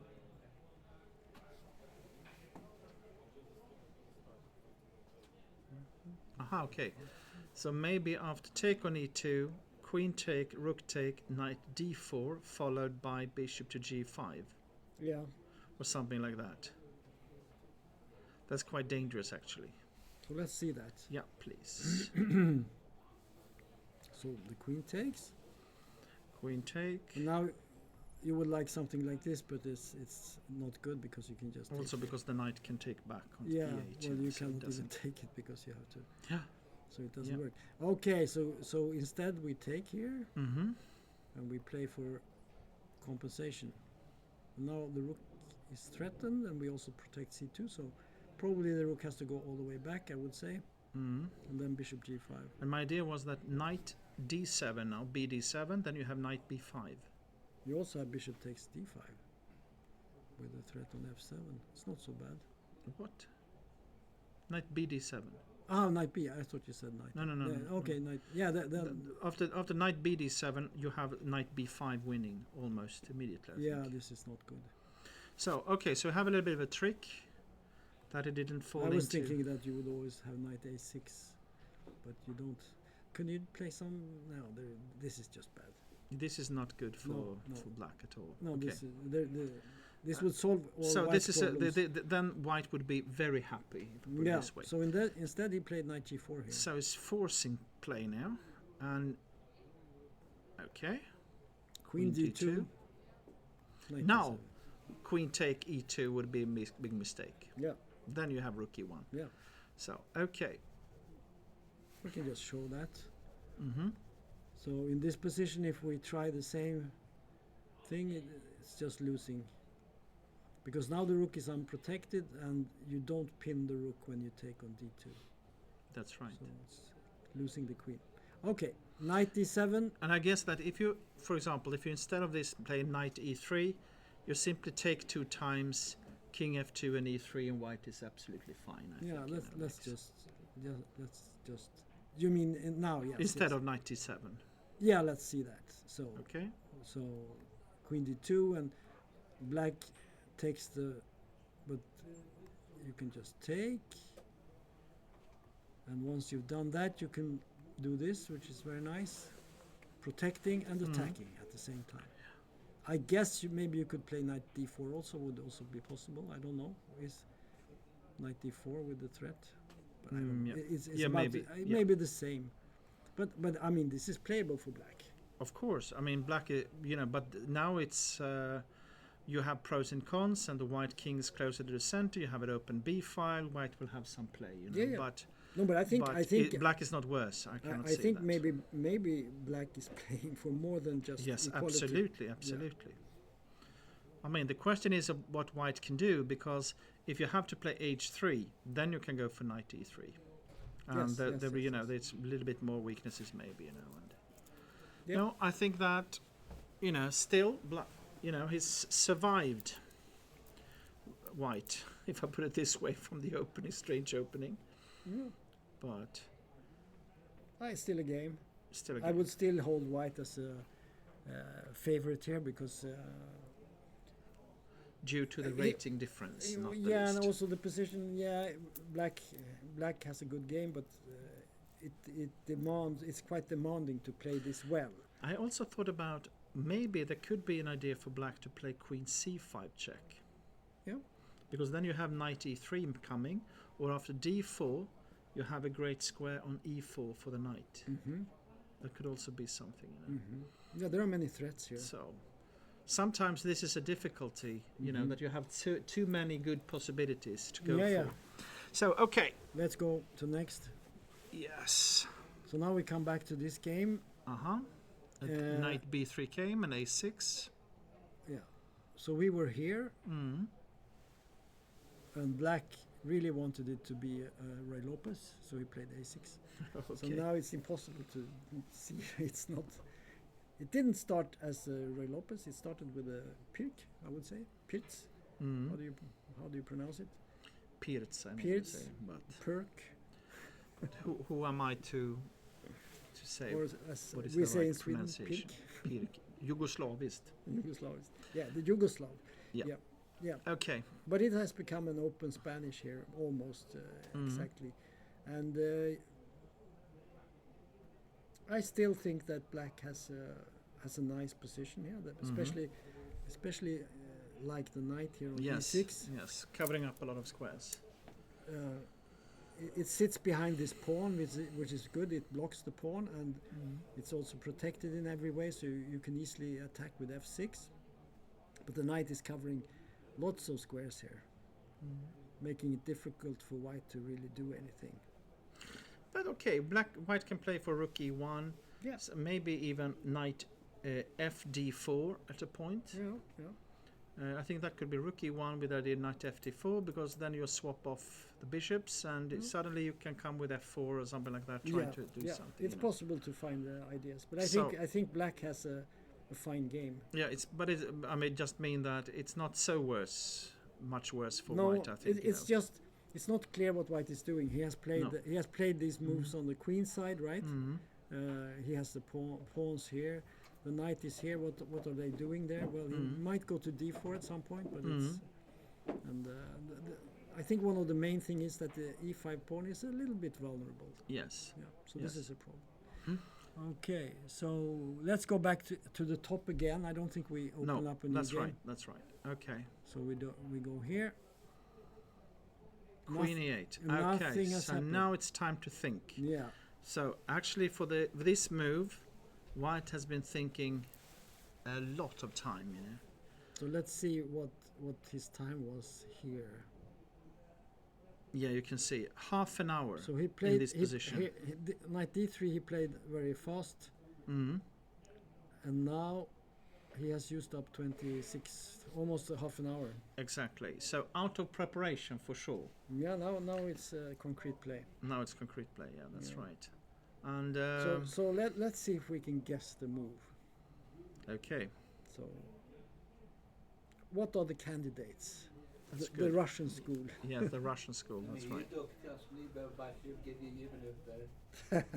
Exactly. We need a we need a computer to get the a quick audience answers. says we are so good that we can find it in only how many minutes? 29 minutes. Yeah, not half an hour. Yeah. If only it was that good. Yeah. But okay, we have with white you have different possibilities. Of course, I mean, if you play, and we said before that you could play for f3 or something like that, but I'm not sure you're threatening anything with f3, because if you take on g4, maybe bishop take g4. Also interesting is to go for f4 maybe. Yeah. And then the question is if will white take on f3 then, or not? You mean black? The black, sorry.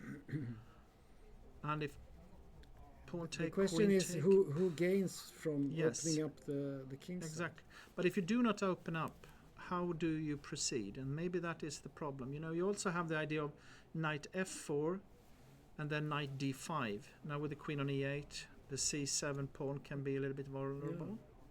So To me, knight this f4, yeah. this move is the move that seems the most logical, Yeah.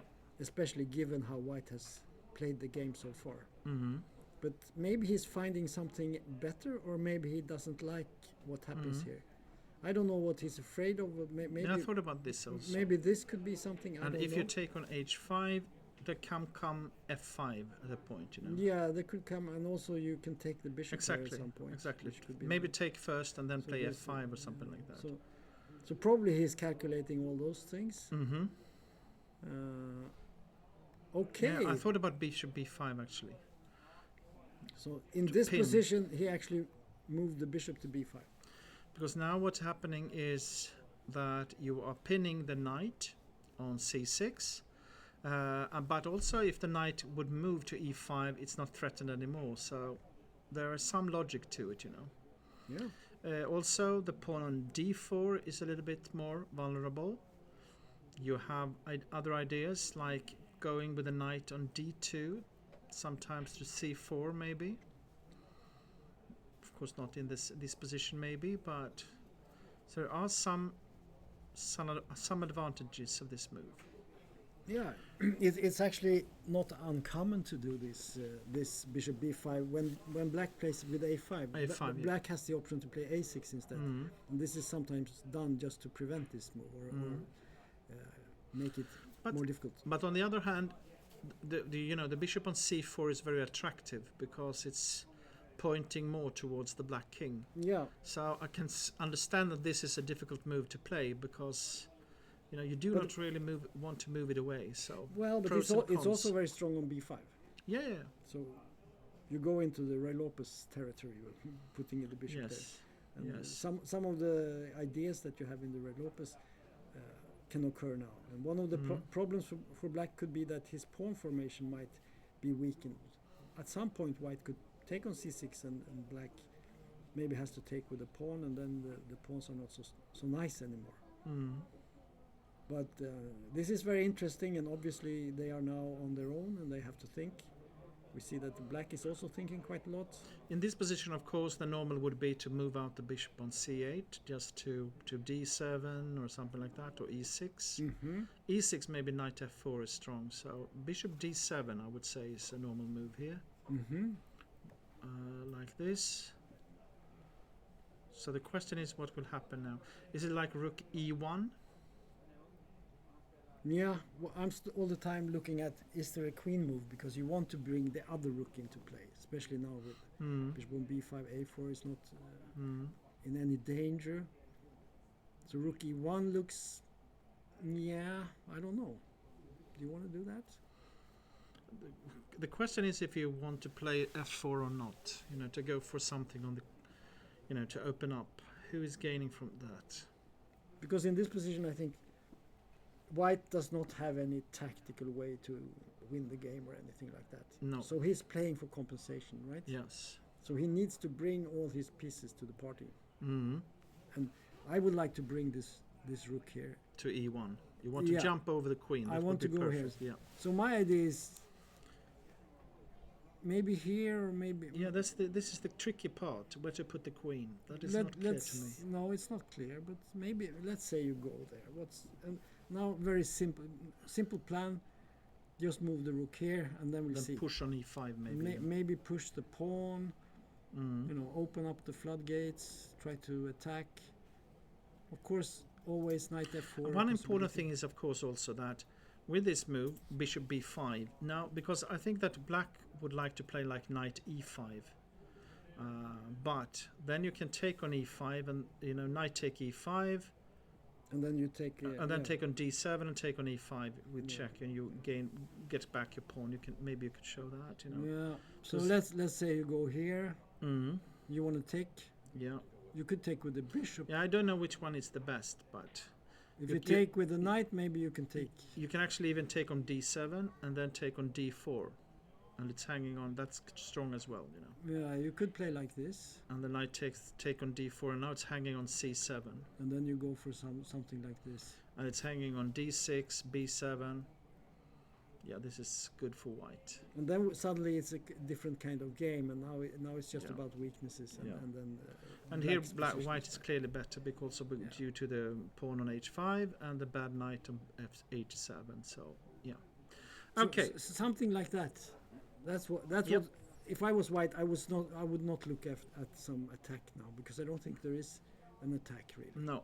But S- the fact that black has put the knight here, Mhm. he has the bishop here, which it's not bad, but it's also not very good. So what you could say is that you are moving into a long-term compensation for the pawn Yeah. due to the bad placement of the black pieces, like on h7 and a7.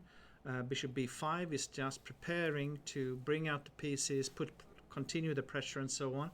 And this, I would say, is a little bit of a grandmaster move, because it's difficult to change normally. If you have an idea that I want to go to the h5 pawn, I want to go for an attack on the black king, and so on, to change to see that here you actually need just to, like you said, invite the pieces and put pressure, but even though you cannot win from a tactical point of view immediately. So yeah, that's a strong move, most likely. Probably, Okay. just build, Exactly. accumulate the small advantages, and finally Yeah. it will just fall out. Because black's position, what is black doing? Yeah, that's the question. When he played h6, g5, and so on, probably he was hoping at some point to get an attack, but there is no black attack here. Mhm. There is no attack. And to play f5, that would be the follow-up if you want to go for that. Mhm. That could be very, very dangerous. you Yeah, know. but maybe he has to. Maybe he has to be desperate at some maybe point. maybe f5. Yeah, could be. So let's say we play. Do you want to do that Yep. now? Yeah, let's say I want to do it. Yeah, let's see. So f5. I think maybe black has to be a little bit. Desperate. Maybe. Maybe rook e1 now is strong. Yeah. Yeah, it's difficult to see anything coming out of it because the bishop. No, and because you g3. cannot play f4. You know, you want to threaten f4. No, this is just horrible, I think. But okay, rook e1, queen g6, then you have knight f4. Then- Maybe queen f7, okay. At some point, e5 could be good. Mm. Or even take on Take on f5, bishop on takes. c6 and play f4, e5. Yeah, that's possible.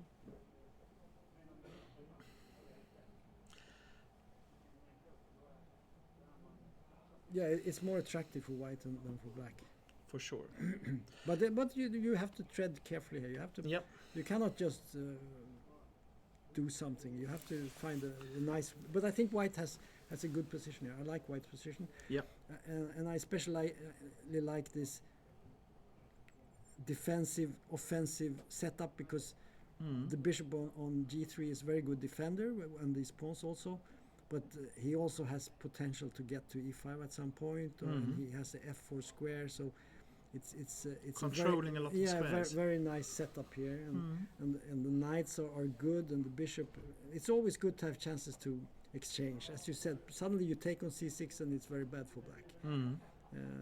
It doesn't have to be more complicated than that. Mm. Okay, excellent. Let's go to the next game. So, okay. So, Let's see what it. so we saw f5, Mm. and Hugo played the move we did not expect. Bishop a3. But actually, he has got a good. He found a good idea here. Yeah. That was really good. Well played. Yeah. I didn't see this idea actually, because what black wants to play b6 and a5, but Hugo saw that he could be faster in it. But the interesting thing is, we said when the bishop is bad and the knight is bad, but he used these two pieces to create something positive. Well, But okay, let's say that b6 come, yeah, he played b6 b4. and then b4, and Mhm. suddenly these two. Okay, and then Or queen, doing something. I think that queen d6 is the normal move Yeah, here. Huh? yeah. I'm not saying white is better or anything, But at least he found a way to He found a way. activate them. Yeah, but now he has something to be happy about. I mean, he needs to go for the c5 pawn. I mean, that is the weakness of the black position, I guess. You know. Should you play rook b1 here? Yeah, Or yeah. do you want to play queen d2, or what do you want to do? I think that rook b1 is for me the normal move. Okay. But now maybe f4 and go for this plan. I don't know. Yeah, it's always there. It's always there. But on the other hand, it's not. It will take some time for black to build up something. So white will have the chance to play, like you said, queen d2, take on c5 and start to swap pieces and so on. So then you have a chance to stand. Yeah, yeah, nicely played. It was absolutely. Even if it doesn't solve all the problems, No. it's still it's a sign of Yeah, you can, life. and you can see that Jon Ludwig has started to think it as well. Yeah, yeah, yeah. So it's down to, 41 minutes. Yeah, yeah. So, okay. But this is typical Hugo play because he's very good at finding ideas, Mm-hmm. and he gets into a mess in the opening, but then he starts playing, Okay. and he finds ideas, and suddenly it turns out that it wasn't so easy for the opponent as he might have thought. A good fighter. Yeah, very good. So let's go to the next game. Well, that's this game. Mm-hmm. Okay, so let's see what happened here. So we had He this. didn't play bishop f5, knight to f5. No, we had e5. Because e5 was the move that I was thinking of. Yeah, that was the obvious move, right? Mm-hmm. Well, knight f5. I mean, I guess you could take and maybe even play e4. I don't know. Is that? Yeah, exactly. Shall we look at that Mm-hmm. just for fun? So let's say this very logical move. Because if you try something like this, maybe you can play bishop g5 Yeah, or something. yeah. And this could be very nasty. So knight f5. So probably take. Yeah, maybe e4 and bishop c2 to queen e5 or something like that. Could be strong. Something like this, yeah. And suddenly it doesn't look so bad for black. It actually looks quite good. I guess so. Yeah. Okay, so So e5, knight b3. Mm-hmm. We Okay. we did look at this. And now, and We analyzed b6. b6, yeah. But he found a tougher move, I cannot say if it's better, but at least it's a Yeah. tougher move. No, but I think we looked at something with c5 and somehow Mhm. it didn't look very attractive for black. I don't know. I still think black was absolutely Yeah, okay, but but he maybe wants to go for more. He wants more tactics, maybe. Mm. Still, I would, if I had to choose here, I would take white. I would take black. You would? Yeah. Hmm. Interesting. I think so. But is it a threat to go to take on? Is it to take on c4 and e4? No, not really. Huh? Then you can take on f7 and take on e4. So. Mm-hmm. I don't know what. Okay, but the problem for black is a little bit these holes on a5 and c5. I guess the idea now is if you Bishop if you play e6. c5 to go into the line we looked at, then a5 is Yeah. possible. That's right. So you don't get that. Exactly. So the question is, can you play knight a5 in this position? Queen c7. Then And you you have cannot queen play. c7. And you cannot play. And you then cannot knight play- cannot play b4, so it doesn't work. Exactly. That's so he's a little bit more active on that prevents the whole idea. Exactly. Okay, so what can we do here? I mean, there are all the normal Rook moves. rook a c1, for Rook example, ac1 is a move. Doesn't look too bad. because you have like the c5 square Yeah. for the knight. It doesn't have to go to a5, but you can Maybe at actually. some point knight g4, but knight g4 I think you can most of the times just move back and then you play Mhm. h3 and you have to go back. Mm. You could do that. This is an interesting game, It is. and I don't know who to bet on here. It's No, but I mean, it's a tough game. Yeah. It's a position where you have, it's not completely symmetrical Yeah, because, yeah. but so there is still things to. no, this is can happen. very and it's very typical. Mm. in this line to get this type of play. And it's tough because you have different plans. Like we have been saying that you can go for knight to g4. You have like bishop e6, knight a5, knight c5. You can see that there are quite a lot of different possibilities to calculate with. Yep. And that of course makes it difficult, to find the right path.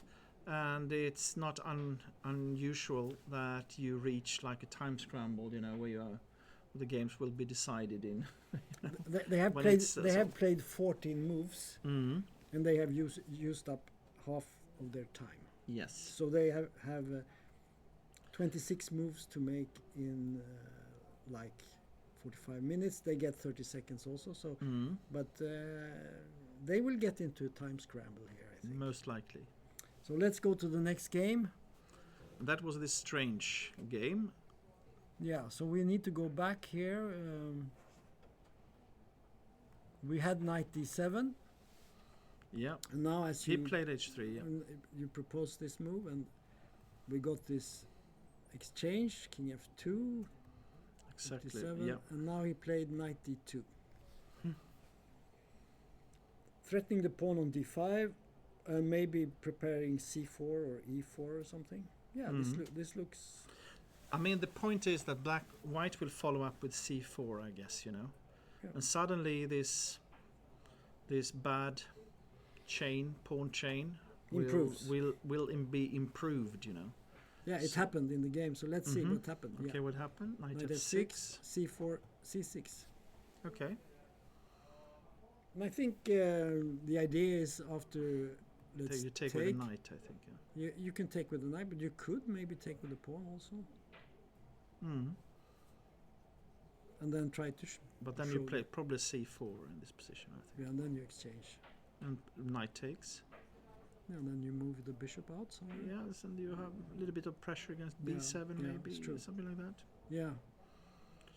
So what can happen here is, of course, that because one advantage that white has got now is that the king is actually closer to the center, The black king on g8 trying to hide from all type of attacks in the middle game. Yeah. In the end game, it's not so bad to have the king like this on f2. So, and there is another knowledge that we all have, and that is that, like a professional player, like I guess that Dominic is, and I guess Daniel Gallagher is not, is that the professional player will be better in the end games normally because they had time to study and so on.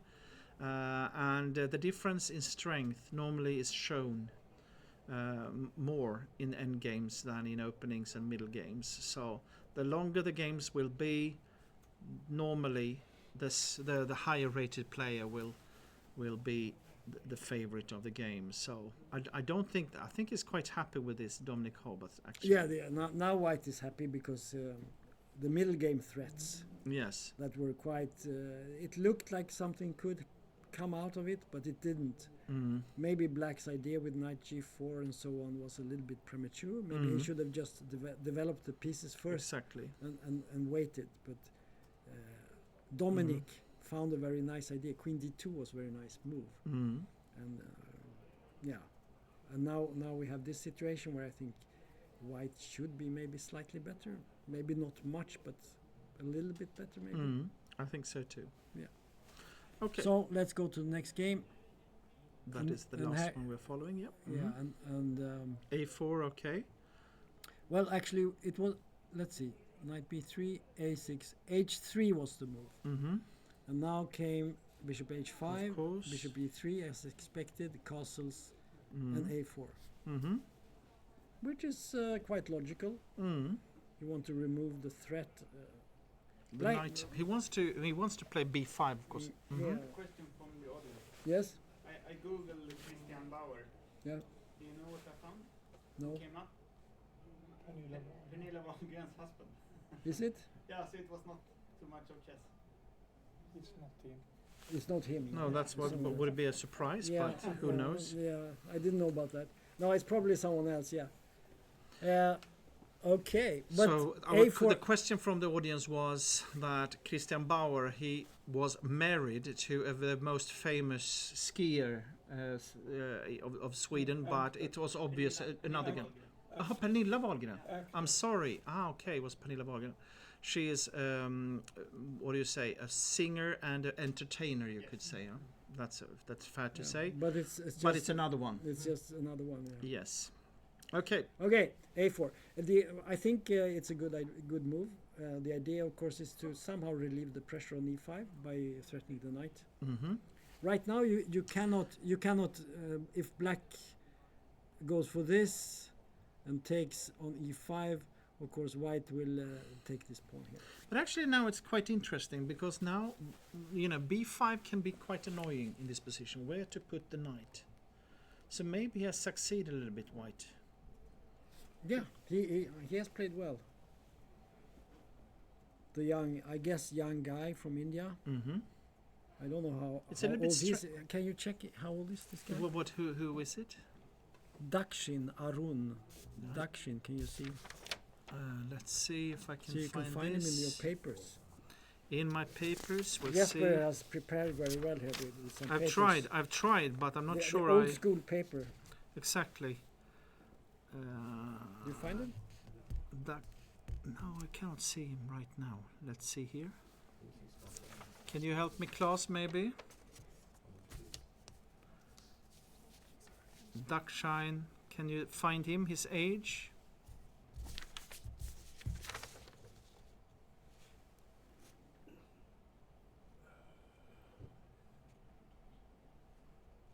But are there only 100 players playing him? No, there are more. No, it than must 100. be more. Yeah, Okay, yeah. so I did only print out 100 games.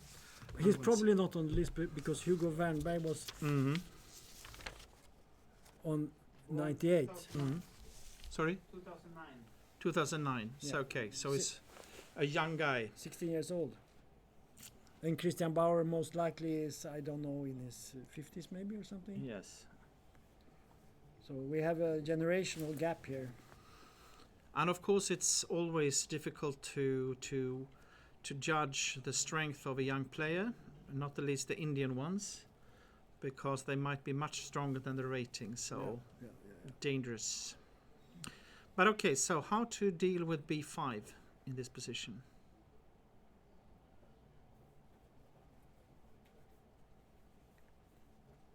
One idea, I don't know if it's good, would be to go all in with f6. Mm-hmm. Because of the take, bishop takes, Yeah. suddenly the knight has some squares and you have some threats on c3 and suddenly things get... Yeah, f6 looks like an absolutely possible. But then maybe can you play knight fd4? Okay, maybe. Okay, it's not so good. I don't know. Once you do f6, everything is on the line. Let's just put it on the board. yeah. And we can all think about this move. Because the idea is, of course, to make room also for now b5. You can take on e5. Huh? Yeah, that was my idea. I don't know, but I was thinking. Let's say white takes, Mm-hmm. just to see this, and then the bishop comes here, and suddenly this knight has more squares. It can go back or it can even go forward, and suddenly this b5 is not the big thing anymore. So the question is, after f6. But you can play knight fd4 maybe, huh? Yeah, In maybe. that position, Yeah, okay, we can check that. So bishop takes f6, knight fd4. Yeah. Mm-hmm. So then we have. Now we can take on d4 maybe. Then you take on h5 maybe. No. Yeah, maybe. I'll take on e2. Was what I thought that black would do. Yeah, here. that's what I'm just. Because sort I of- don't think you can take on e6. Huh? No, then we take on. d1 and b3. If you take- Exactly. Yeah. Yeah, and take on c6. So you do the let's same. let's just go through it. This is the typical variation. You always have to calculate these things. Take and now black has this move, Yes. and that ends the game. And if you do it if after bishop take e2, if you go back to bishop take e2, if you take on c6 instead, then again take on d1, take on d8, take on b3, take on e6, and now you will play like Rook f7. Yeah, but this could be a possibility actually. Yeah, but now black has the pair of bishops. Black, yeah, knight d4. Well, probably equal, maybe. Yeah, maybe equal, but still, you know, it's A little bit You know- unpleasant for white, maybe. no, most likely. So, If you cannot play bishop d4, So maybe- bishop d4 in this position yeah, maybe. to swap. But, that would be good.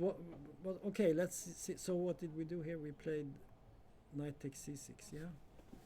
Because if you take okay, maybe b takes c6, queen take e4, and bishop takes c3. But okay. maybe we play instead like this. We take.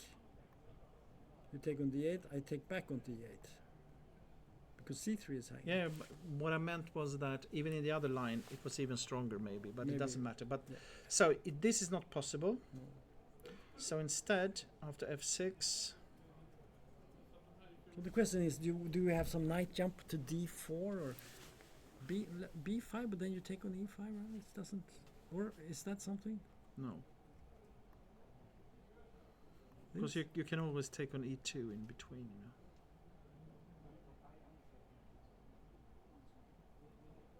And moves like this. No, it doesn't. It's just not good.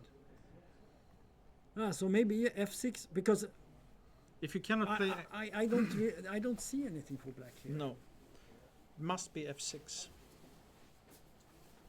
It's and that is of course what is calculating right now to see, because yeah, what else? Because if you can play b5, you will actually. Okay, maybe b5, a take b5, a take b5, and take on a1. So the question is if it is a threat actually. And then take on f3. F3, and yes. e5, yeah. Yes, Yeah, there might be some line like that, but then the question is, what do you do? exactly. What It's not, you know, I'm not sure you want to have your queen on d7. no, that's unclear because it will be hanging at some point. Yes. Yeah. Interesting. Yes. So let's jump back because we want to know what's happening up here. Yes. Okay. So things happened. Let's see what we had. Queen e8, bishop b5, Wait. bishop d7. Okay, Bishop d7. this happened, and here we thought of rook e1, wasn't it? Yeah. But this we, didn't we, come. we didn't really look No, into queen it. c2. Sorry, queen c2. We had this, wasn't Yeah, it? was it in this position? Yes. He played. Anyway. He played a similar move. Queen b3.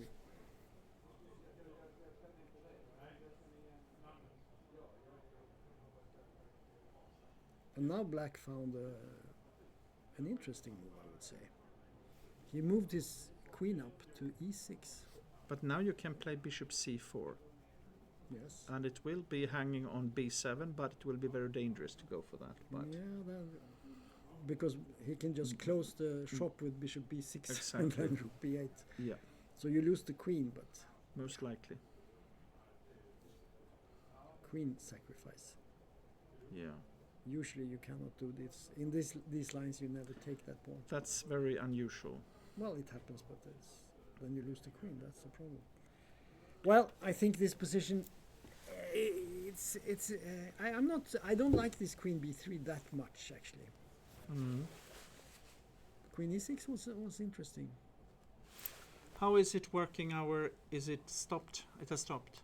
Okay, so maybe we should have like a 5 minutes break, and then we fix the camera. Okay, good. I will go up and have a look.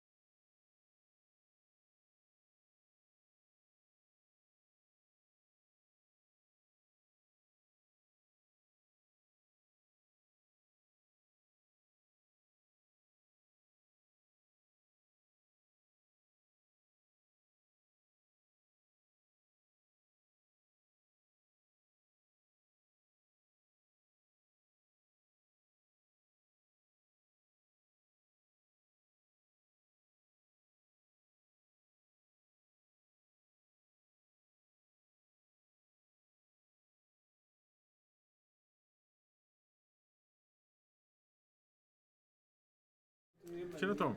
Tjena. Då ska vi se. Nu Ja. sitter jag här med Max Wahlund. Ja, precis. Och vi tar den här intervjun här på svenska nu här då. Alltså som litet mellanbreak så. Just det. Ni håller er på den här höga internationella nivån, men ibland så är det dags att liksom backa tillbaka till rötterna. Alltså jag tänker, du är ju en av de här internationella spelarna vi har. Det finns ju få som spelar så mycket som du Jo, gör, men det är eller? sant. Det är sant. Men jag menar, när det är Rilton, då vill jag tillbaka till Sverige. Då bor jag hemma hos min mamma i Stockholm. Ja. Och då kommer man in hit och sen så sätter man igång och spelar. Och det är alltid...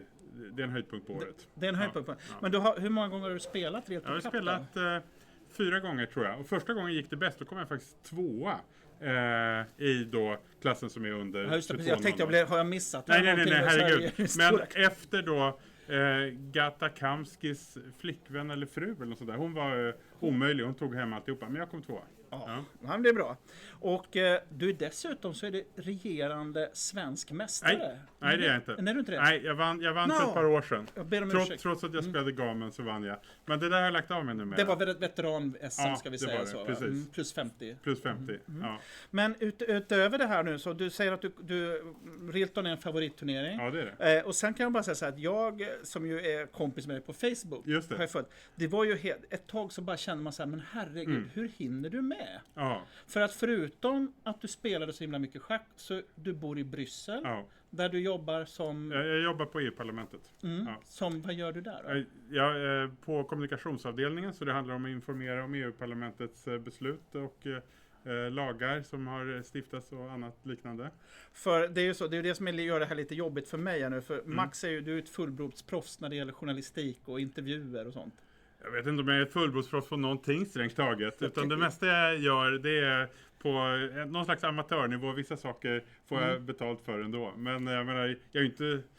Till exempel schack. Jag är ju inte duktig på schack. Men jag menar, det är roligt att spela. Det är det som är huvudsaken. Men okej, vi säger så här då. Schack och politik, Ja. det är liksom det är det livet är mycket, eller? Ja, eller jag menar, jag skulle vilja gå längre. Jag skulle vilja säga, jag har inget liv. Men jag menar, någonting måste man göra. Så att det blir mycket schack naturligtvis. Och sen blir det en del då politik också. Men jag menar, vi behöver inte göra det till en politisk podcast kanske. Nej, precis. Ja. Men okej, men under ett år nu då, när man bor i Bryssel som du gör, det finns, du liksom åker runt, det finns många möjligheter i Ja, det gör det ju, spela. absolut. Och jag kommer faktiskt, jag kan redan nu avslöja, jag kommer skriva en artikel i tidskrift för schack där jag jämför belgiskt lagschack med svenskt. Och vissa saker är ju lika naturligtvis, men till exempel så tror jag inte, eller jag har inte varit med om att man i svensk lagschack har en pub som är öppen medan ronden pågår och där folk kan gå och servera sig. Det är inte riktigt... Är det så att folk också frekventerar sig under partierna? Det är möjligt och det är tillåtet, men de flesta gör faktiskt inte det. Så att, men möjligheten finns, om man säger så. Okej, så det här är det någonting du föreslår att Sveriges schackförbund ska gå vidare Ja, alltså med? jag kollade upp det här och alkohol finns ju inte på dopinglistan. Vilket ju är en förutsättning naturligtvis. Men jag tror ändå att, jag menar, vi har våra svenska principer. Det är väl bra att vi håller oss till dem. För det du refererar till är här att Sveriges schackförbund precis har gått med i de här nya antidopingreglerna. Precis, så. och det är en bra sak.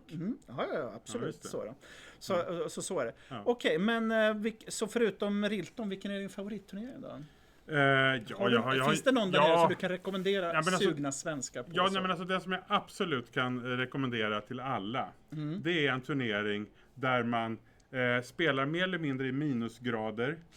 Man liksom fryser allt av sig. Och det vi kan se. Det brukar blåsa. Ja, det blåser i januari. Det blåser nog helt enormt. Precis, den spelas i januari. Men man sitter ju då intill... Nu spelar inte Magnus Carlsen med längre tyvärr. Men jag menar, världsmästaren är där. Du har liksom... Nils Gardelius har varit där många gånger. Och så vidare. Och det är en fantastisk stämning. Det är ju otroligt varmt och hjärtligt rent mänskligt. Till exempel det här att man blir... plötsligt så säger bara motståndaren så här: vill du ha en kopp kaffe? Och så går han iväg och så skaffar han kaffe och så får man det under partiet. Jag tycker det är väldigt fint. Kan man få alkohol också? Nej, där får man vänta tills efter partiet. Där får man efteråt. Precis. Jag kan bara säga så, Vacancy, det är ju en av våra klassiska... Har du varit där? Ja, absolut. Ja, du har spelat? Nej, jag har inte spelat, men jag har varit där i flera andra sammanhang. Så jag har lite andra uppdrag. Så då. Ja. Men det är fantastiskt. Också det, det är en så liten stad, Ja. alltså liten plats va. Så att Just om det. man efter partierna går ut och käkar någonstans så kommer det ju sitta liksom Precis. stormästare och bara drösa runt den. Ja. Liksom så, då. Så att det är ju Ja, det är speciell stämning. jättefint. Så att det är en favorit. Det är en favorit. Ja. Jaha, och hur, förutom den här turneringen, Ja. hur ser schackåret ut här som kommer då? Ja, nej, men det är ju veckan C då om några veckor bara. Sen ska jag åka på en turnering i Zagreb tillsammans med min chef.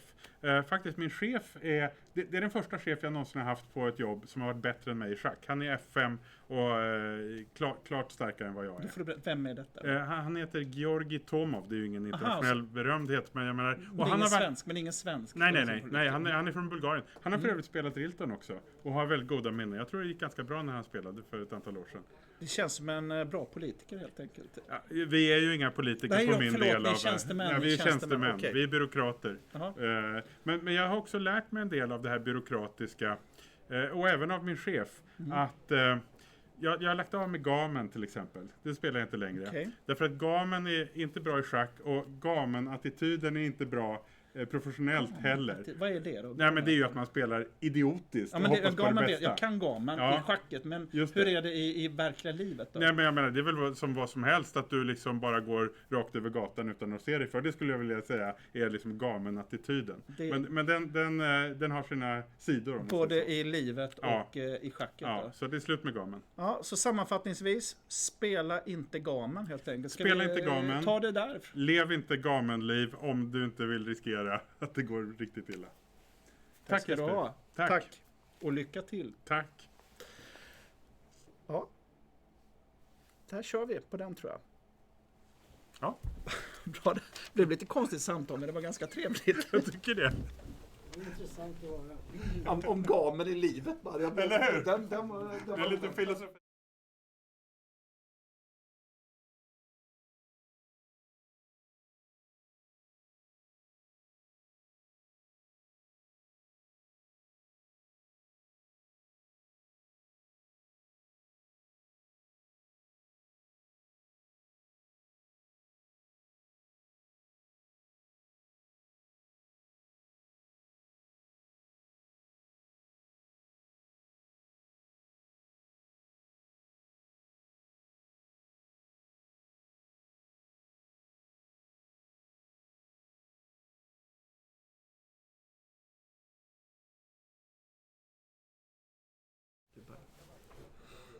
Okay, so we're back again with the tournament. We had a guest, very interesting guest. It was nice to hear what he had to say. And I think we should just go through the games from the beginning. Absolutely. We had a small breakdown of the camera, and the reason is that we had a battery that went out. We forgot about the battery. That was the point. Okay. Yeah, well, we won't forget it again, hopefully. No. Okay, so let's see where we were in this game. This is the first game. Queen I B3 think- we I saw. think- And Queen E6, yeah. We looked at Queen B3 and then we saw the Queen E6 move. We said this looks interesting, black is sort of activating. And he played your move, Bishop C4. I mean, you can play it without taking on B7, of course, and yeah, getting yeah, yeah. Queen's No, trapped, you no, know. I think Bishop C4 is a very good move. Yep. And now Queen H6, Mm-hmm. a little bit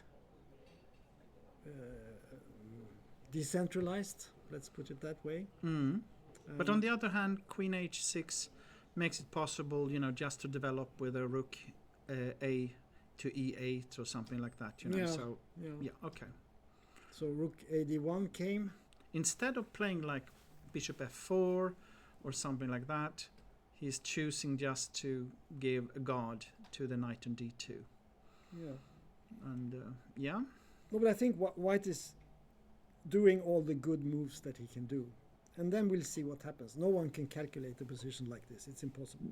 The only thing you can say is, well, I have good position with my pieces. Okay, I'm a pawn down, but it's not so easy for black to do anything. So I think it's a lot about just, you know, getting a good position and then sit on it. now comes for me, you know, okay, so now he played, now you're threatening to take on F7. Yeah. So what you could do here, maybe, I don't know if you can move the queen again. Is that stupid? I was thinking maybe Queen G6 or something. like that. Maybe knight F4 after Queen G.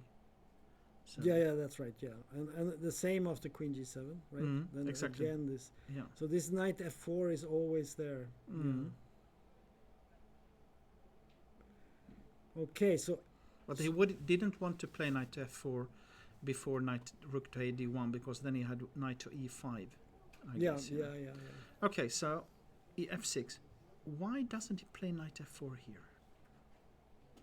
It looks so normal to me. Well, maybe But- it's maybe there is no big threat.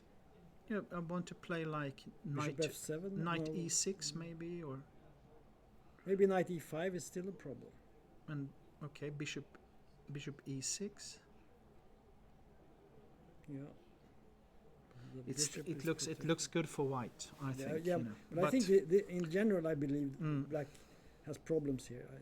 Yeah. The queen is not good on H6. It's because now he played bishop to e6 in this position. yeah. So he went for a very simple move here, bishop E6, take. But it was my point. But okay, maybe he feels that the knight belongs on on d3. But yeah. Okay, and if you play knight e5, you probably play knight f4. Mm-hmm. Or you can even take on e5 maybe. Black is still in the fight here. I mean, it's you could also play something like rook E8 or something. I mean, it's possible to Yeah, do that. then queen b3. Yeah, this is true, but Queen b3 is a little bit annoying because yeah, it's true. It's annoying. it's not so easy to. I mean, the knight on h7 is terrible. You know? Yeah. So I think that white is just playing for, playing for the white squares. The knight on f4, queen on b3. He has got a good position, even though he's a pawn down due to these weaknesses. He's I'm just sure. better. He's just better. Yes, it's just better, and much better time now as well. Yeah. So black has got great problems here. Now I think that he will win this game. Most likely. Yes. So we make a jump, Yes. and here things have happened. Last time we saw it, we had this position. Mm-hmm. F4 was played, and here B4 was played. before, I'm a bit surprised that he took on. No, now he took on E4 here. Mm-hmm. It's a bit surprising to me because you give up the idea of playing F4 at some point. Mm. You had the idea of Queen D6. Mm. But he's playing tough game here because he had an idea, and this is also typical for these type of positions because you have so many different possibilities. And B5 can be a very, very dangerous move actually sometimes because if you take on C5 and so on, then if you take on B5 first of all, he did that. I think he has to take. Then the knight on D5 might be hanging. Right. Okay. Yeah, this happened. So let's see what happened. Yeah, let's see what happens. He took on B5, yes, threatening to take the knight, so black took back. Rook attack.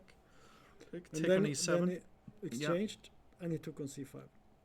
And now we have a position where black has gained, white has gained a pawn, but on the other hand, the bishop is dead again on A3. Mm-hmm. And both the bishops are dead. yes, But the bishop on G7 is also a bit dead. So maybe even rook B8, FB8 to go for the B file or something like that. I mean, black clearly has got compensation. Of course. There is no doubt. No. Or even there might even be some tactical stuff, but I cannot see it right now. So probably you just play on. No, but I think that's the correct way to see this. That he gave a pawn, but he solved the sort of the dynamics of the position. Yes. And white had some sort of initiative going with this b4, but that's out now, and there's nothing left of that. But okay, let's say that white can play rook e1, bishop d, f1, and so on. Play around the bishop at least, Yeah, so it's black's move. Would you play rook fb8, for example? Yeah. Okay. Let's do that. So. And then rook e1. Yeah. And now my idea was to play bishop to f1, just to to get it into play. Mm-hmm. And the question is, what is black doing here? Yeah, he could preemptively put the bishop on c4 to exchange it. Mm. Could be an idea.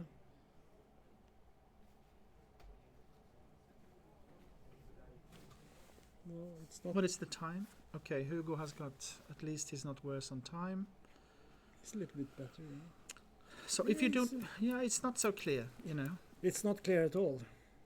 I think Hugo has done a good job. Yeah, that's absolutely, from that opening, you should be happy with this position, I think, right now. Yeah.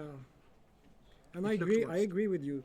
You have the feeling that there should be something for black, but it's not so easy to crack this position. No, exactly. But the knight on c2 now somehow is holding the position. You have to watch out. At some point, the knight could, you know, regroup like this and get to d3. And Mm. if white gets a few moves, you know, a couple of good moves in, he might have just a pawn up. But right now, there is definitely compensation for black. So, I mean, one idea could be to play queen f7 and just take on a2. I don't know. It could also be to play rook to d8, to go for d3. That's also a possibility.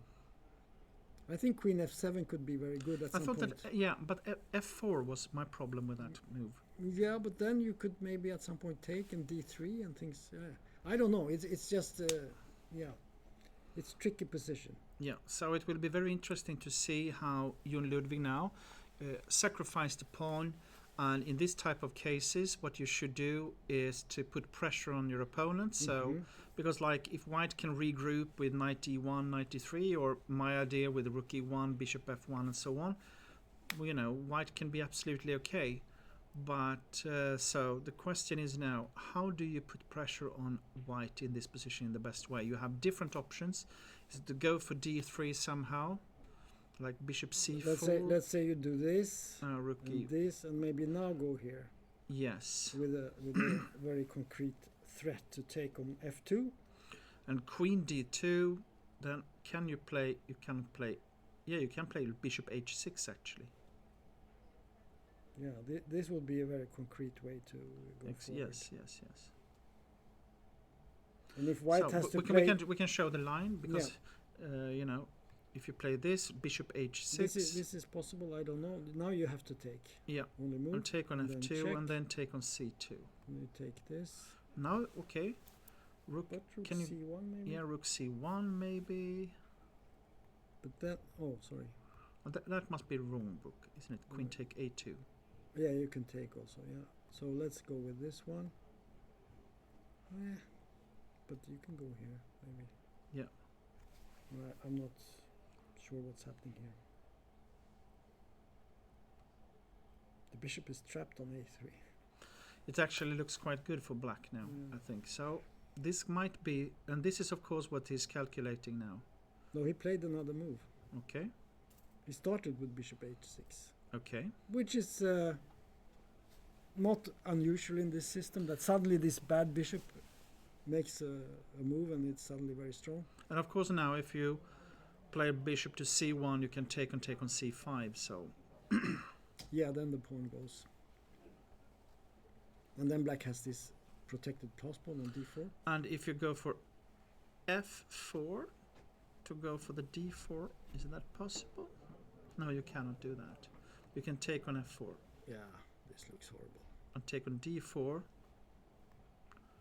Then you can take on d4 and then play bishop g7. Is there some queen a4 move? Okay.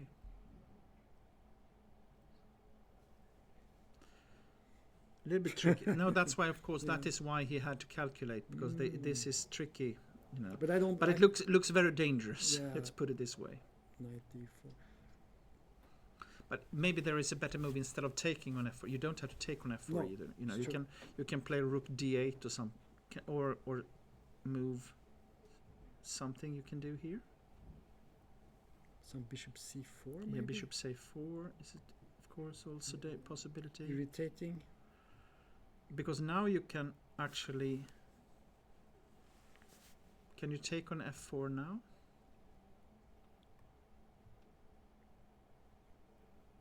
Now the rook is here, so... But of course... I don't know this position. Is there what's happening here? What is happening on this? No, okay, let's go back, I think. Or maybe you can take on g3 and then take with the queen. But I don't know. Yeah, but this is very good for Hugo because Hammer Jon Ludwig is low on time. Mm. Exactly. So now complicating matters, but of course f4 is a very dangerous move because it might actually lose immediately, more or less. If there is some good tactics for black, so you really need to be careful. So if we play, let's say we play this move, then Queen f7, I guess is very. No, the rook oh, is the hanging. rook is hanging. Okay, yeah, sorry. Yeah, so maybe Queen d3 gains the tempo. Mm. That looks quite good, actually.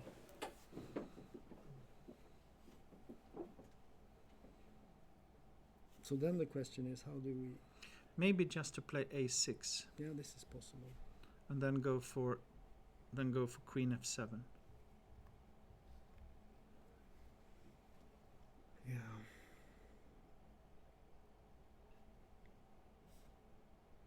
Now on f4 you can take. Now the rook is not hanging, so there's no problem. This looks bad. Yeah. Okay, so bishop h6, and we'll see what Hugo comes up with. But he has problems here. So let's go to Nikita Meshkov's, and we have to go back. We had b5 played. Yes. And then he played rook fd1, bishop e6, knight c5. Very solid play. Logical And solid, right? He took on and c4. then we had some exchanges here. Take. Oh, sorry. Take. And I guess he's going to take on c4 and take on b2 or something. And then he will. Then he has a pawn, but how is that position? So take on c4. Yeah, that must be the way, Take on c4. Queen takes c4. Take on b2. No, he took. Okay, maybe he wants to do that first. Yeah, so let's see. We have to take it. No, we can take on e6. Yeah, you can take. But then I took on c4, yeah. Yeah, the queen is threatened. We have to take. Now, I guess this. Yes. So maybe white has sacrificed a pawn But here. here, black is absolutely fine in this position. No, we can take on a6. Oh yeah, that's a move. So that's dangerous, of course. Okay, maybe it will be a draw. You take on a6. No, take on a6.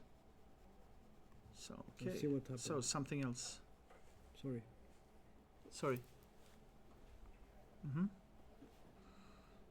Take on a6. Oh yeah, they played our line. Yeah. They did?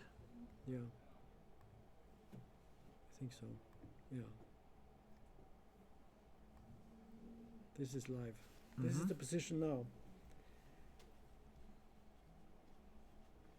We should add that we have a 15-minute delay, so it's not actually what the position is in the tournament. That's correct. So okay, It's an anti-cheating. but here it must be queen take a6. Yeah, and he did it. And he did it. And now it's hanging on c6. Because you cannot take the queen. First you can show that maybe that it will be a checkmate, of course. If you take the queen, then it's a check on d8.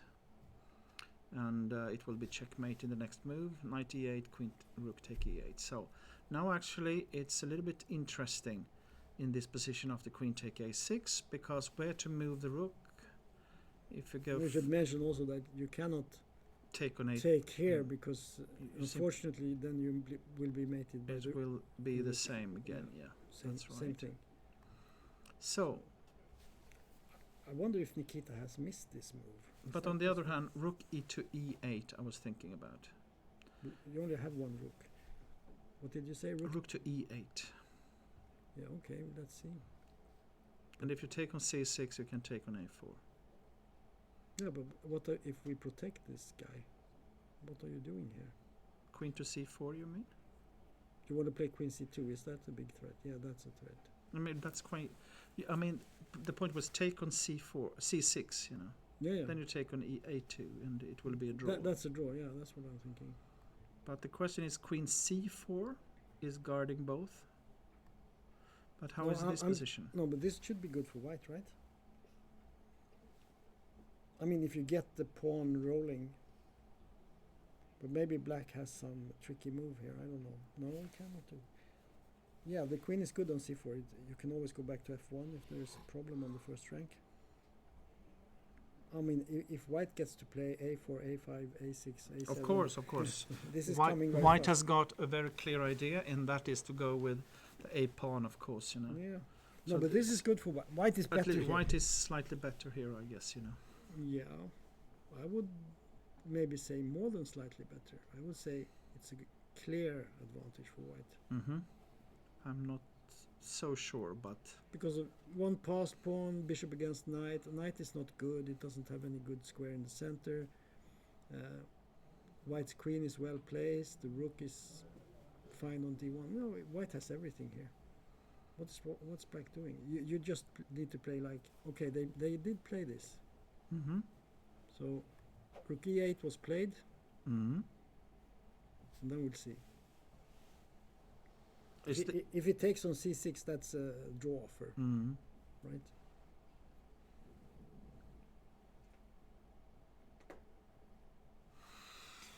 No, queen c4 is the way to play if you want to win the game.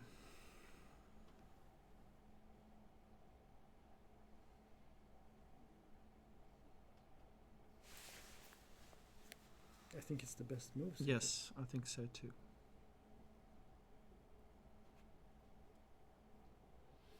You protect everything, right? But does black have a move here? Some nice move we haven't seen. Queen b5, but then you can... I mean, queen b5, in worst case, you can actually play queen c2. Huh? Yeah, but then black has improved a little bit, right? Okay, take and play rook b1, Yeah. and you will win a pawn. Well, e4 is hanging. Okay, that's true, sorry. Queen b5 is probably the best move. If you don't do that, white has everything. The So idea with queen b5 is that if you swap off the queens, you will actually stop the a pawn. And, yeah, suddenly it's not so... And you have this intermediate threat, so you can go and at least put pressure. Of course, you can play f3, Yeah. then most likely rook a8 or something like that. Rook a8. Of course, you don't threaten to take the pawn, but you... So what do we do here? a3? Something like that. Maybe now we do something h5 or something. But then Well, rook white b1, rook b1. White is a little bit better here. Yeah, white is better here actually. But it's probably not so much. Maybe here. Maybe now we should have played h6 instead. Why? Because the rook takes all the pawn. Mm-hmm, okay. Maybe. Okay. Maybe not actually. Maybe we can just... What do we do here? Rook takes b4, we take, and we take, and we play g6. Should be a draw. Yeah. So this could easily go into a draw like this. And then probably we take, and this should be. And of course white can fight, but this is a known position that is drawn. Yeah. And not the least, this is the best setup for the defense Yeah. that black has managed to do with his pawns. And this is actually a structure that is good to know if you're defending these type of positions. Nearly always you want to have the pawns like this. You want the pawn on f7, Yeah, and then you really want the pawn on h5. yeah. Because then if white advances, you get you exchanges. can change pieces. Yeah, exactly. Okay. So let's go to the next game. Mm-hmm. Here we have a position. Something has happened here. I can really say, you know. Yeah. It's equal material. Okay. What has happened? What has happened here? It's very, very strange. So we need to go back. Yes. So We thought that white was slightly better, but what happened then? so we had this position. Yeah, I went up there and looked, and I noticed that these two guys are very young, both of them. Mm-hmm. It's I thought it's Horvat, but he's I thought he was Hungarian, but he's from Austria. Okay, it's a new. Okay, it's another It's one. it's a new Because Horvat. there is a Horvath. Yes, there are is. many Horvats. Yes, There are of many course. Horvats, Okay, and they are grandmasters, all of them. of That's course. surprising. Mm-hmm. But no, this is a young guy from Austria. Okay, I'm sorry. Yeah. So that was a mistake. And this Gallagher is also quite young. They should be in their 20s, but young guys. So in this position we had knight f6, Mm-hmm. c4, c6. I think we saw that, and now g4. Okay. Take, and h5.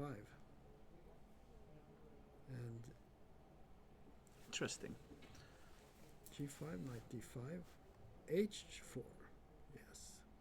That's.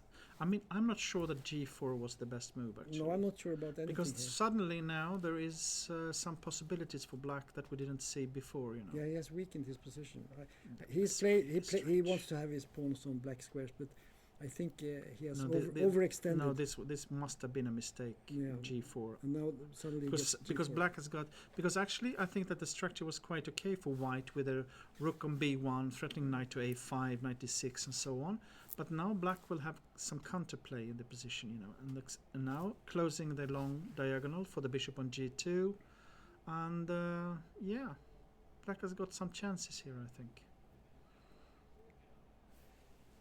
Yeah, At least not worse. he played bishop h1, rook f8. Mm-hmm. So now black has the break with f6 here. Exactly. Check, Yes, of course. and f6. Take, knight e3, knight d4. So this is the position now.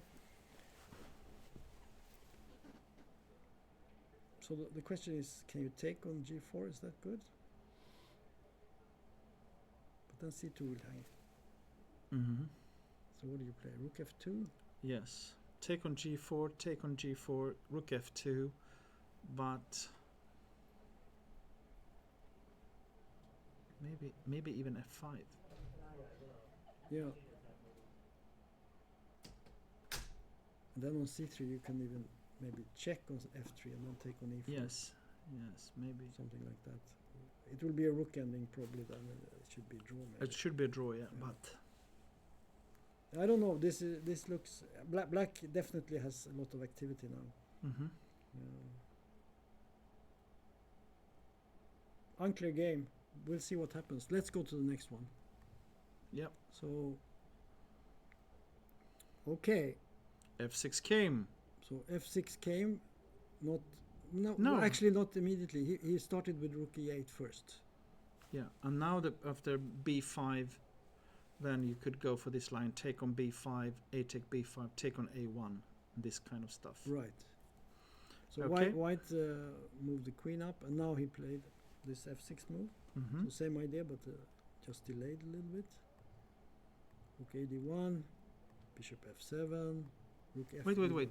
And now if you take on d5, you simply take, and you move your knight. Knight f4. Yeah, knight f4, for example. Yeah, and you will win an exchange. Yeah. So yeah, So we can see that just for Yep, illustration. exactly. I think this So is take, important. Yes, take. Queen takes.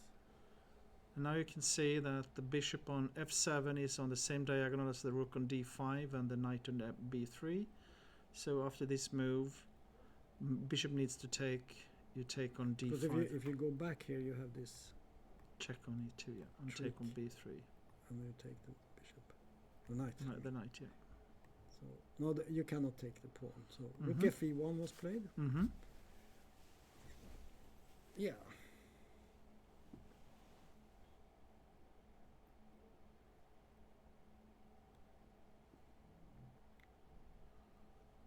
Yeah.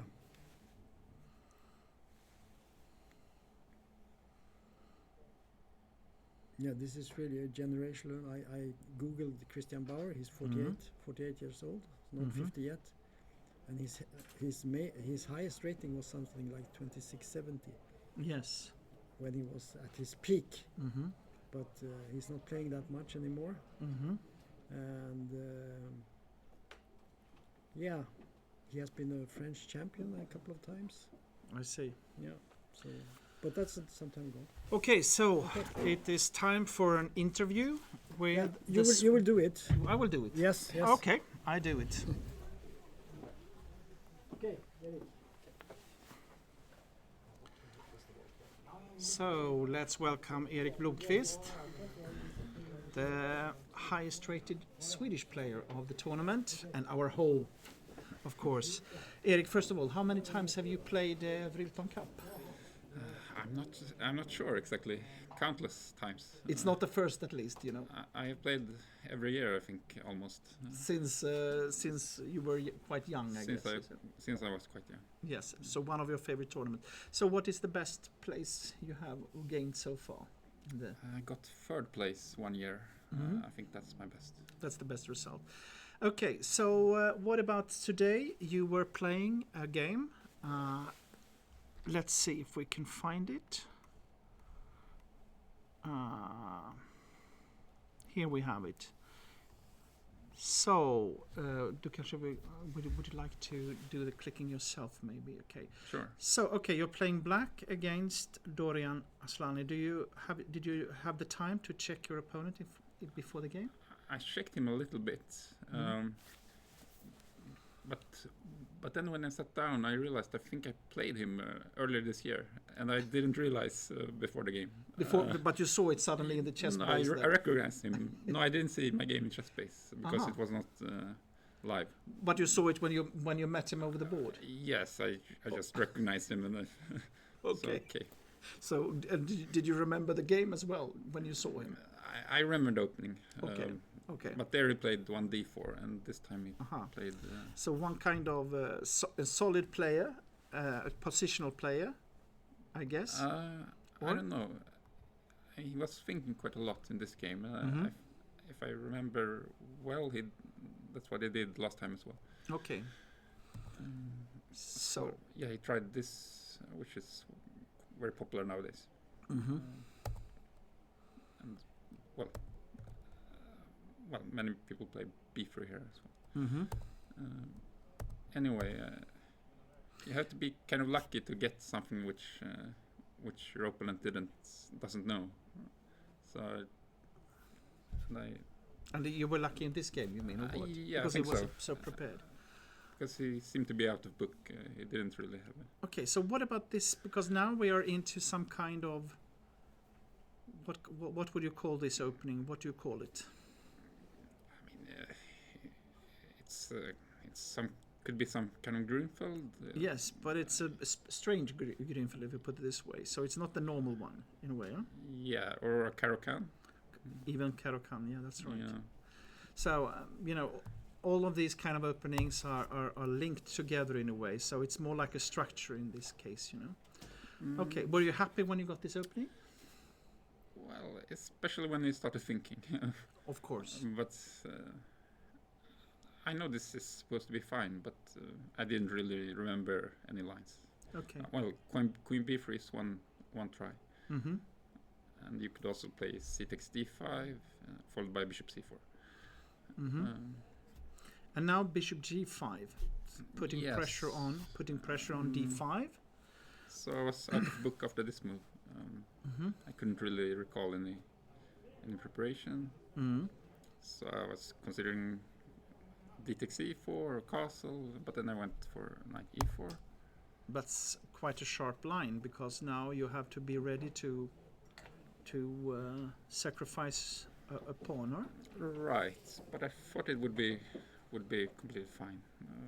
So for example, if he takes on d5, you probably take on g5 or something like yeah, that. that's what happened. Oh, it happened again. So- Sorry. Okay. And if he plays bishop h4, it looks like some kind of Greenfield line, Mm. but the pawns are gone on e2 and c7. Mm-hmm. I don't know. Yeah, he spent a lot of time here. Well, this was a bit strange move to me, but Yeah, I thought he would go knight takes g5, but Yeah. but anyway, I thought queen b6 would be okay. Mm. Some double attack, Yes. and well, he could go bishop b5 now. I mean, he should give back the pawn in some way, but it's hard to say which. Exactly, because now it's a double threat on d4 and on b2, and it's hard to say how you could cope with both of these threats. So, and if you just if you win back your pawn, you would probably have quite a good position due to the pair of bishops and a little bit strange pawn structure for white. But okay. Right. Okay, so Okay, bishop this- b5. That's a Yeah. compromising move, and what the question is: bishop d7 or knight d7? Yeah, I thought both moves should be fine, but Yeah. anyway, I went for bishop b7, and this seemed risky for him. I think he Should take. should trade, And you take with the knight, take you with take on knight, he g5, takes here, queen b6, or? probably queen b6, and I don't know which pawn he should give up, but But here you must have a fine game, I think. Black has yeah, got no black problems. is fine for Absolutely sure. sure. Yeah. I think maybe castle, Mm-hmm. but he went here and I took castle. Okay, you And- simply castled. Okay. Yeah, I had Yes. some options like queen b6. Or, That was what I thought, but mm, I don't know. Will he move back, or what happens after queen b6? I don't know, maybe queen b3. I'm not sure. Okay, and then castle. Okay. Yeah. Okay, so you castled first. Also, you have the options of taking on d5. So Right. should he play knight c3 and then you play queen b6? No, or I what? thought he should play knight f3. Mm-hmm. Knight c3 is possible, but I thought maybe e5 is strong with this. Ah, okay, With that's this a nice attack. move with attack on the g5 knight. Okay, that's great. And if he goes back, You take- he won't you- be able to castle. I You guess. take and we'll give a check. Huh? This should at least be fine. I think I'm down a pawn, but Yeah. I will have queen b6. Very dangerous. So the white queen will be stuck in the center. You have clear and good compensation for the pawn for sure. Also, the d5 pawn is weak. So castle. But I thought this would be impossible for him to play. But you can take on d. Ah, okay. Yeah, because Can you take on d5? right. And I then get the double attack, and he will make his double attack. now it's all forced. Mm-hmm. And now, of course, the question will be: will the knight be able to come out or not? But you Yeah. probably you can play knight a6 then queen b3 or what? Yeah, maybe he mainly calculate this Mm-hmm. because it immediately traps the knight. Yes. But you can go queen f3 probably. Uh-huh. Okay, and the idea, if you take on a8, queen take b7, threatening two pieces at the same time, and he will have a good position. Okay, here I have queen b5, maybe queen b3, Mm. something like that. Mm.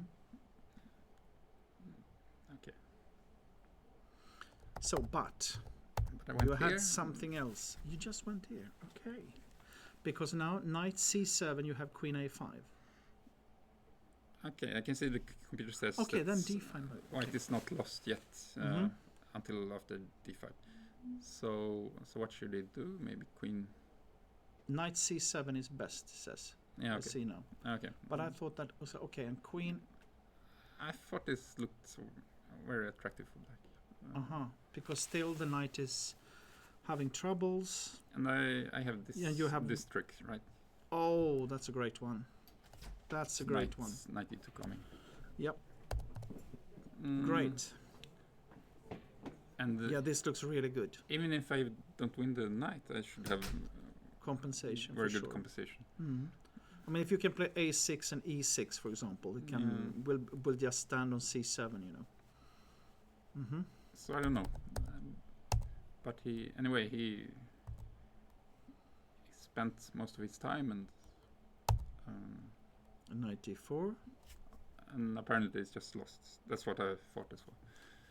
because now after knight to c7, you play rook c8. or Yeah, what? okay, And which you was have a the same blunder trick. according to the engine. Uh-huh. Okay. Yeah, I was considering queen f4 and queen e5. It's more very direct moves to win the knight. Because rook to c1, you have knight e2 check. Right. That's nice. I thought maybe he can go like d6. d6, queen takes probably. Yeah, and And rook rook c1. c1 here. Maybe Mhm. then rook c8. Can you? Knight b5. B5, exactly. I have rook takes c1. Yes. I will be You will have to. I will be better. Like, Not only better, you're probably winning as Yes, well yes. because you have an extra pawn. Yeah. yeah. Of course, there are some cases if the rook would be on the 7th rank, it would be Of course. tricky. But okay, I went here. It's the most natural move. Mm-hmm. Kind of. But it says it's a It's not the blunder. best. So okay. let's see. And he should have played d6. Right. D6 and rook e1. And I cannot take because of rook e8.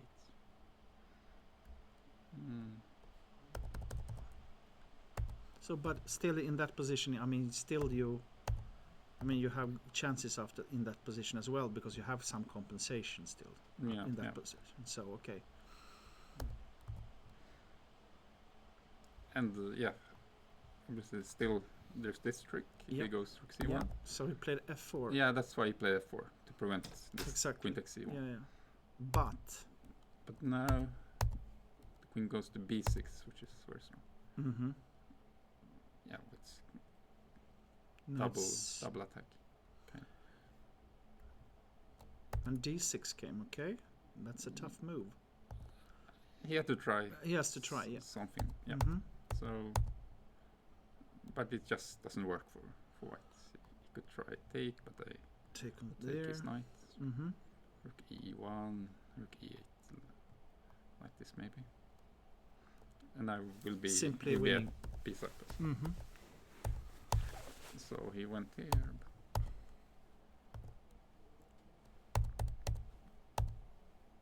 Yeah, okay.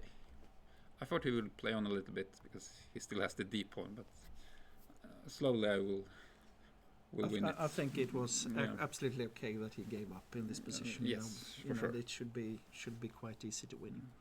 Okay, so a good start and quite a good simple game in the first round, I would say, for you in here.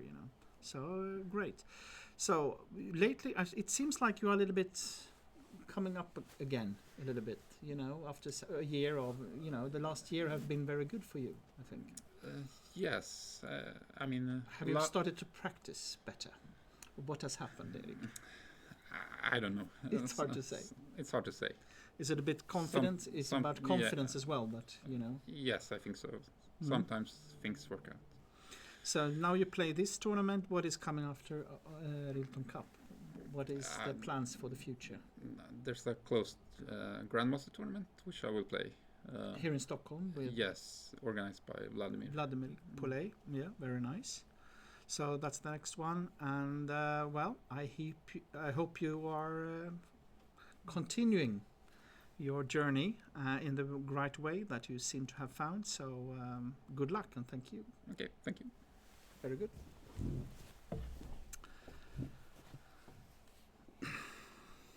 So, Tom. Do you want to interview me? Yes.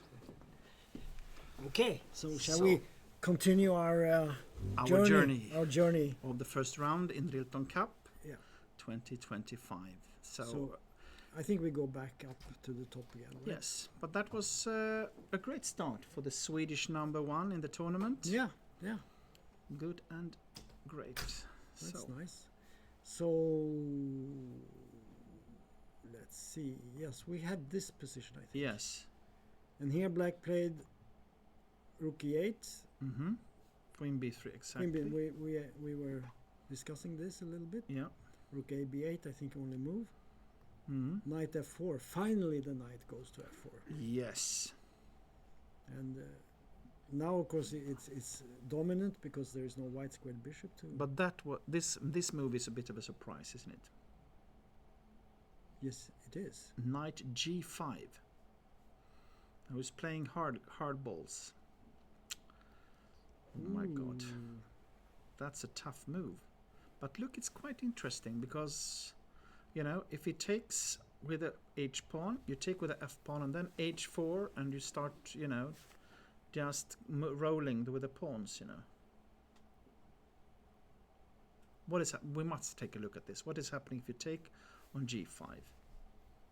Yeah, we can just say that that didn't happen in the game, but No, let's exactly. see what happens. So, And knight d5. yeah, I'm just trying to look and see what. Yeah, probably you go here, Mm-hmm. and then you do this.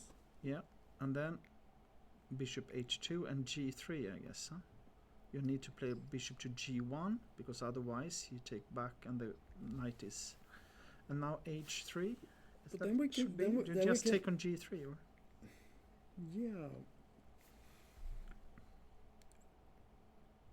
After this move, take, and let's say take, then the king jumps up and it doesn't seem to be so dangerous. no. So So the question is, after bishop g1, is there something else? Maybe there is something else.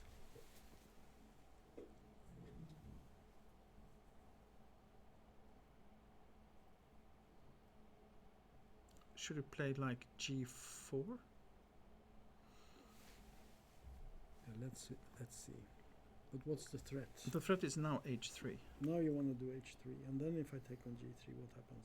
Then I can take on Then you have g2 and you have- queen h3 check. Yeah, and suddenly the bishop on a7 wakes up, right?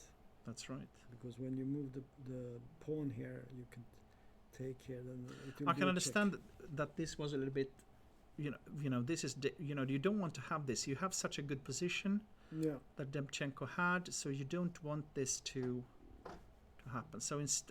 But that was a clever trick, I think. yeah. Black is trying to turn the table, but he kept cool, playing He f3. played f3. I think that's a good practical decision. Good practical The decision. computer yeah. might say something else, but the computer moves. If you play computer moves, I think very often you will lose because you get into positions that are impossible to play. Yeah. So, but the f3 I think is very logical, and you keep this nice structure with the bishop and pawn. And what is Black doing here? So But can you take on c3? yeah, of course. I guess you take with the pawn. It's interesting. Yeah, it is. This one. Look at this. Okay.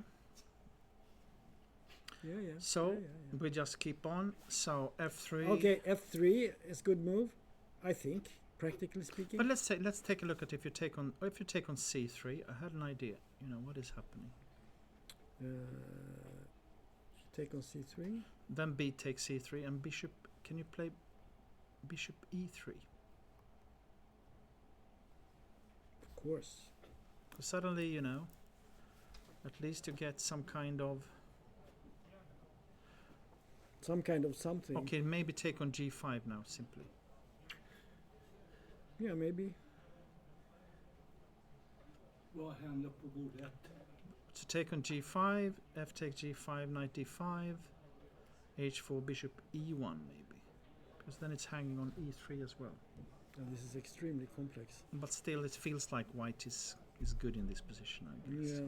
Well, it didn't happen. It didn't happen. So, So after f3, We will just He follow took- the. now it's interesting because now he took on g5. Yeah. I guess he could have taken on g3 here. I don't know. Why not? Is there some reason not to? To take on f3, you mean? Yeah, I mean take on f3, not g3. Yeah, I'm sure it's But anyway, he went for all in here with take yes. and knight d5. h4 and g4. Now this, yeah, it's very tricky, very tricky. But maybe even worst case you can play knight take f3 and rook take f3, Yeah, and you probably have a good position, you know, to take on c7 and so on. But but the rook takes e4 maybe and rook e8, and you have some counterplay. no, knight takes c7.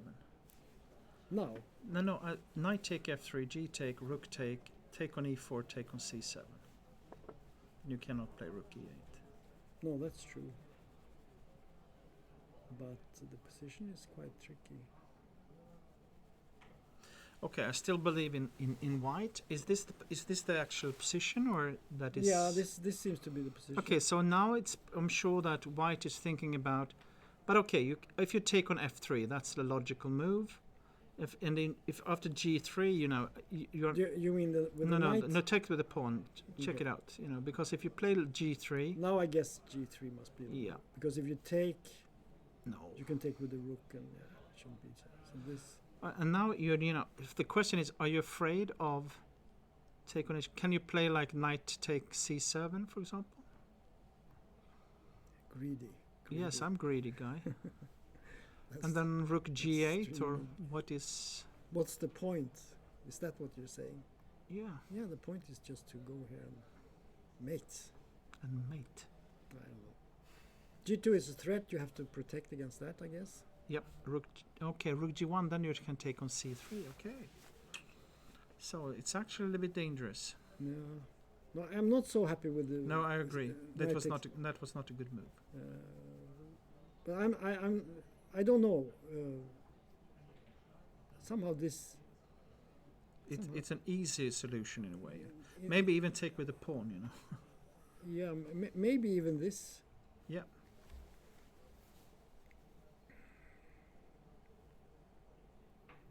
But it's absolutely not clear because black has some play in this position. Black is a pawn up. And black is also still a pawn up. Exactly. And white doesn't really have any threats. So No. this Yeah, looks okay. this looks playable. So maybe you're right that he should have taken the. Can you play bishop f4 in this position Of course. to get out of this? That looks. I I think. guess you move the queen somewhere. Queen. Or do you take on g2 first? Play h3. Oh, you wanna or- take I the- don't know. I don't know. Let's see. Okay, take must take back. You have to watch out. The knight is jumping, so maybe queen g6. I don't see any point in h3. Do you? Not really. So let's say we go here. And again, you can take on c7, but I know that you think I'm So- too greedy, guy. So I don't. But obviously, well, maybe rook takes e4 then. I mean that could be dangerous. Mhm. Black has 3 pawns for the piece, so it's not clear. If you look at only the material, it's a slight advantage for white, Mhm. but the position is completely unclear. It's a mess. It's a mess. So he took on f3, or So- knight take. He took with the knight, and of course black is going to take back. Yep. And then the question is, will he play the most active move? But it's not clear because I think rook takes e4. What's happening here? You said take here? Yeah, I don't know. Yeah, it's very unclear. But maybe this is the best option for white. I actually, don't you think it's better to take with a pawn?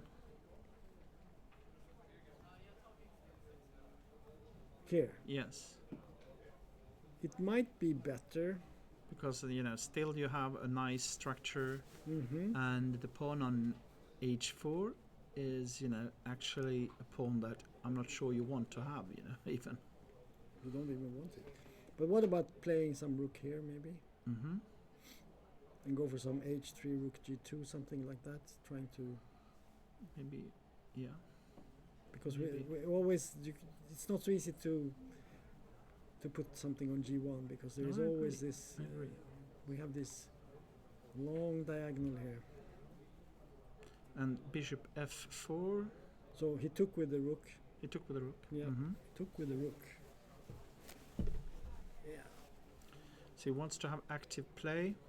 Well, he doesn't want to give his... He's afraid now. He doesn't want to have any attack on his king. He's defending the king.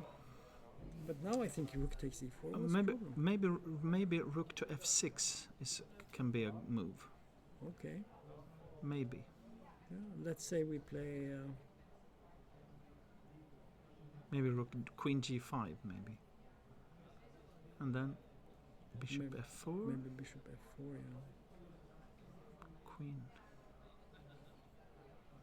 Maybe go here, protect this pawn that you want to take on the c7. Mm-hmm. Your only Okay. plan. Yeah. Okay, go back, because this actually looks quite good for black, I think. Rook take e4. Okay, so here you have to. Now it's a very, very sharp situation. Mm-hmm. So I would say that it is here that the game will be decided, and he's got 24 minutes against 1 minute. That's of course very important. So normally in this type of positions you want black to defend, and you want to have the attack because it makes it more difficult for the What opponent. about playing something like rook f1? Yeah, You know, just put all the pieces on the right squares and hope for. and hope for the best. Yeah, rook e4 was played, so that's played already. Yeah. So why not play that move? Because if you move the rook, then queen takes b7 comes. So it's difficult. Black would.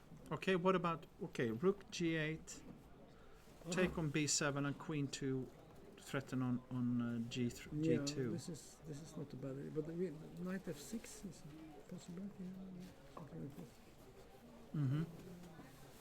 Threatening mate Okay. in 1. Okay, go back. Let's play rook e2 instead. Okay. Rook on b8. Rook on b8. Yes.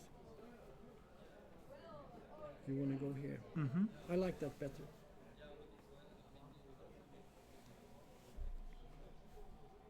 But even here, it's actually this pawn on h4 that is a little bit. Can you play like rook to h3 even?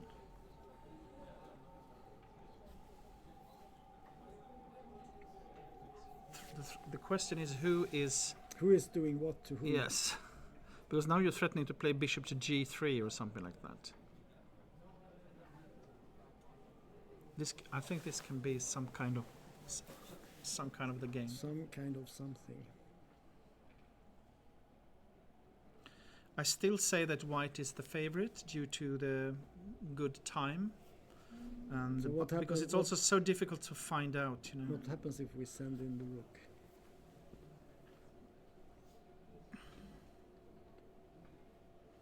Knight f4 maybe. Yeah. That's a good one. Queen g5 Yeah. maybe. The question: what is the threat if you, for example, take on b7? Is that possible? Did I say you were greedy? Have I said that? Yes, I know. I am. If we take My idea was actually to support, g2. That's why I played it. Mm-hmm. Yeah. It might be good actually. So Yeah, I don't know. If I take on g2, you take on c6. exactly. And I couldn't see any mate. Mm-hmm. You want to take on c3 and take on g2 and then take on c3 to be able to give a check. Well, it's not possible.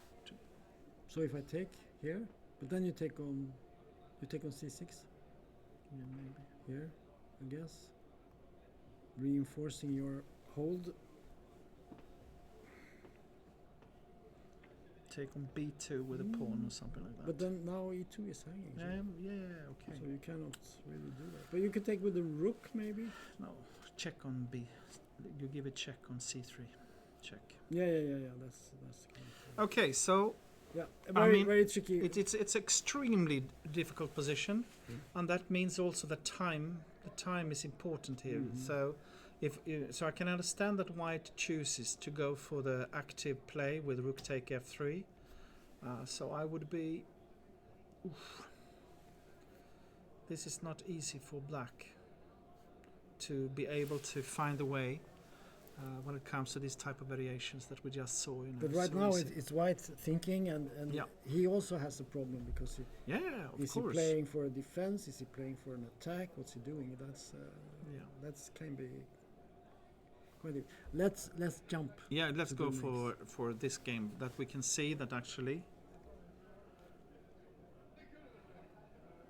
Let's calculate the pawns. So maybe we it's should go equal. back Okay, to- please go back. So we had bishop h6. Yes. And Knight. Hugo did this maneuver. We talked about this, Yes. regrouping the knights. Yeah. Rook a5, And now he has to give up the pawn on c5. He played bishop c1. Black picked up the pawn. Okay. And normally black should be better in this position, but it's not so easy, I guess. Yeah, he played queen a3. I thought bishop c4, but okay, queen a3. That's logical as well. Bishop c4 also possible. Yeah, that bishop c4 was take on c3. He must do take. Yeah, that looks very good. I think. Does it take on e5 or something? But bishop c4 looks so normal to me.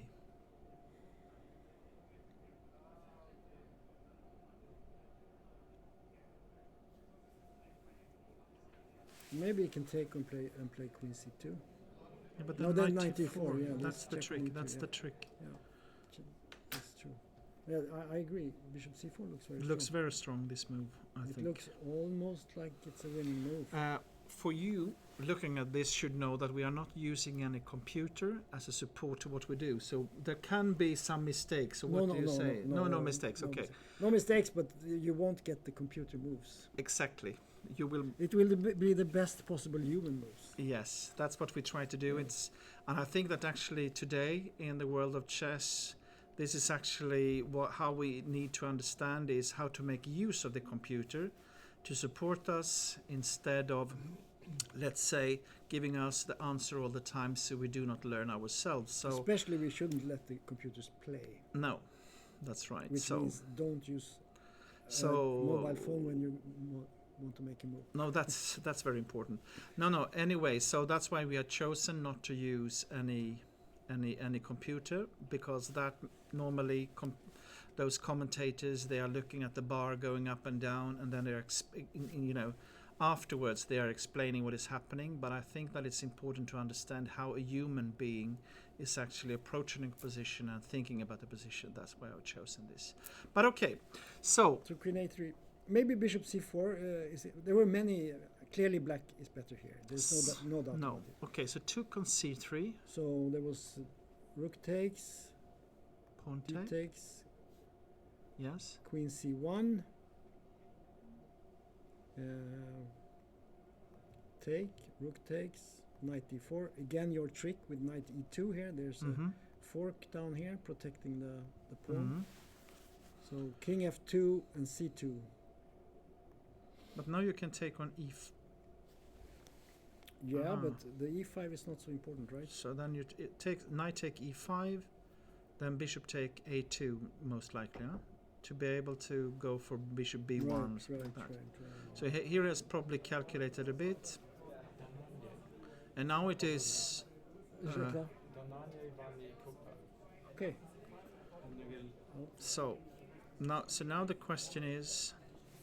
Yeah. No, I think this looks winning now Mm-hmm. for black. Mm-hmm.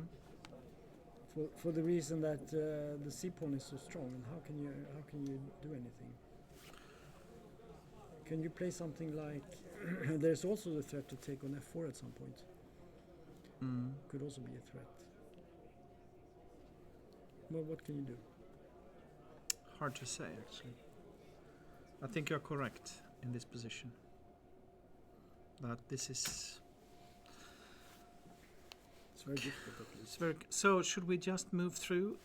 Let's take a look at Yeah. the next ones, and then we can go. So on. this was nothing. Yeah. So okay, so that it became this. So we had this position, Yeah. rook e8, and he took on c6. Okay. And we said maybe queen c4 was a better try. Mm. Yeah. So we had this liquidation.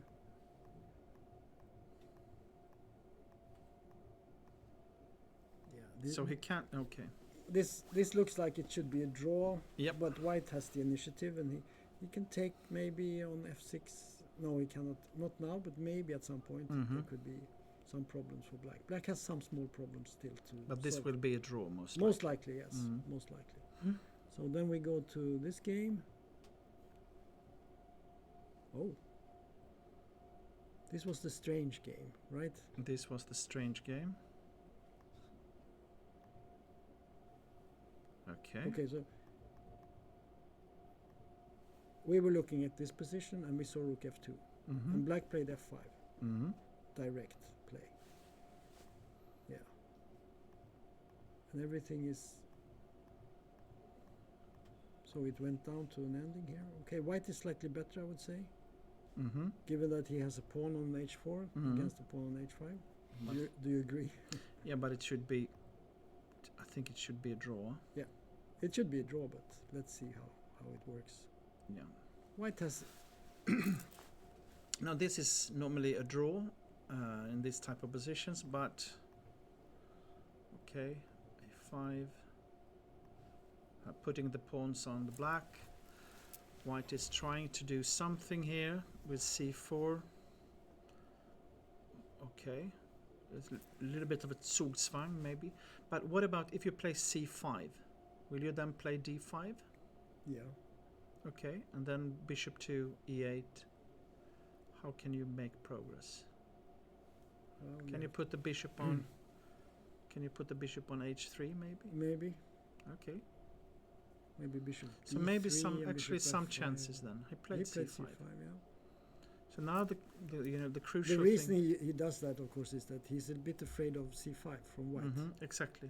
We can just So- look at... So there is a slight threat to play this, or slight, I don't know. Mm. But this is fixing another pawn on white, and that is... Exactly. the- So Then he c5. would get a passed pawn, but Mm. I think this should be a draw. My instinct is saying that it's a draw, Mm. but who knows? White is clearly better. It depends on what move he's playing now, because if you play like if you take on c5, there cannot be any chances to win. Then only Magnus can win it. Maybe Magnus can win it in that case. Yeah. No, because then it should be quite an easy draw. Yeah. So okay, but No, if you play, but but d5. d5, it's also, I don't know, It's not risky. it's not risky. No, The because question- because when you this pawn is easy to protect. Can you play? What about? You want to play bishop I thought about G6 or b5. I thought something? about b5. Can can you you play play this move? I'm sure you can. B5 I take. Yeah, then I'll take on d5. Yeah, but B6. I mean, this is very dangerous. Yes, And of bishop course F3. it's dangerous. You lose a piece. Mm. My idea was to play like c4 maybe or something. I don't know. Maybe it was. But maybe It this was move possible. because Okay, yeah. because now you can always go here, right? Mm. So it's not so clear how to continue. No, it should be a draw. It should be a draw. Yeah, I think so. Okay. Okay, so let's go to this one. That is our final game here. Okay. So let's see. We were somewhere around here, I think. Mm-hmm. Yes. Fe1 was played, and then he protected himself with this. Bishop d3, knight g6, bishop f5, c6, a5. Suddenly it has become much more static. Yes. Queen c7, take, knight c5, rook e7, bishop d4, take. So everything is disappearing here. And now we But, have. but now I'm beginning to think that white is better. Here. What white wants to have is a position where they change off one pair of knights, and then it will have like a strong knight on c5 Yeah. against a bad bishop on f7. No, I think black has misplayed this. Mhm. He had much. He must have had better chances before. Mhm. Yes. But he has given away everything. All the dynamics are gone, and there is Mhm. just static weakness. And when you have this kind of static position, the knights normally can challenge the bishop quite good. Yeah, and he could put the knight on d4 and one on c5, and then he just need to infiltrate with the queen somehow, and he can start to move his pawns on the king side forward. No doubt. This is a position where white has got a better position Yeah, and all the play. Yeah. So yeah, I think he has to fight, and It's he's very, got. very nice. They have little time as well. yeah. 1 minute left. So So rook they e1. had some exchange there. Yeah, rook e1 is possible. Yeah. I just guess that normally if you take in that kind of position, that is what you want to do. But Let's see. Yeah. One move that also can be good is G3, Yeah. just to take away all the possible squares for the knight, Yeah. like this, and putting the pawn on the right color, Yeah. like this. That's a normal move, and you know, yeah.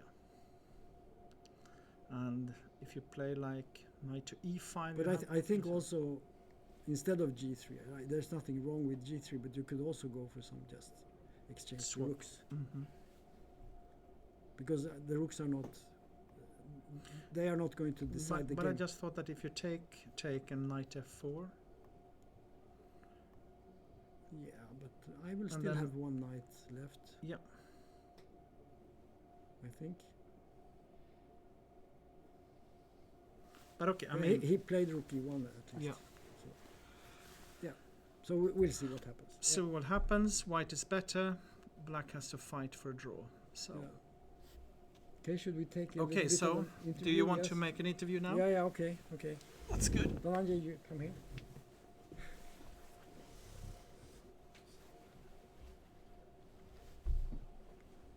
So I don't think we have your. Did you play on the DGT board? No, No, I didn't, no. unfortunately. So, but was it a long game? No, it was relatively short. Game. Okay, so maybe we can just check it. We will use this board here. Okay. So tell me a little bit about yourself. So I'm Dhananjay, and I'm 2100, and I came to Sweden 4 years ago, Yeah, and I'm a proud member of Vasa. thank you. And yeah, this is my first year playing Rilton Cup, so Mhm. looking forward for the tournament. Yeah, And, Yeah. Yeah, and what do you do when you don't play chess? You're in school. yeah, I'm in school. In which grade? I'm in first year gymnasium Yes. Mhm. at Amerikanska gymnasiet Okay. in Stora Essingen. Okay. So yeah, I'm just balancing. And you school. come from a chess playing family? No, I think I'm the first one in my family to play chess. Okay. So, So did you start playing in Sweden, or did you do that? You come from India, right? yeah, I come Wh- from India. Where in India? Southern part of India called Mm. Chennai. Yeah, I know Chennai. Yeah. So It had another name before, right? yeah, Madras. Yes. Yeah, exactly. So you learned to play there. It's a big chess city, I know. Yeah. Vishy Anand comes from Chennai and Exactly, and many others. many GMs. Yeah, yeah, yeah. Gukesh, Mhm. Prague, everybody comes from there. Hmm. Yeah. So do you know any of those guys? Have you talked to them? Yeah, I've seen Prague. Mhm. I've seen. I think I've seen Gukesh, but I don't remember because I was very young when I started Okay. playing. But he's also very young. Yeah, exactly. Okay, shall we look at your game then? Yeah. Okay. So. So I will make the moves. You should just say them. Okay, so I started playing. I was black against a 2300. I think my opponent played. So he started off e4, e5, Mm-hmm. knight f3, Mhm. knight c6, Yeah. bishop b5, Yeah. a6. Mm-hmm. So obviously, yeah, Rai Lopez, and then a knight f6, castles, b5, bishop b3, Yeah. bishop c5, Yes. and then here I think he took some time. I think he played a4. Yeah. a4. That's a normal move. Yeah, and then rook b8. Then he played. I think here there are two lines. I think you can play knight e5 and pawn to c3. Yeah. Yes. Yeah. I think there are other moves also. Yeah. D3 is played and so Mhm. on. So what did he play? He played c3, Yeah. and I played d6. Mm-hmm. Okay. I'm starting to forget the game. Do you have the protocol? You can take it. I'll ring it. Yeah.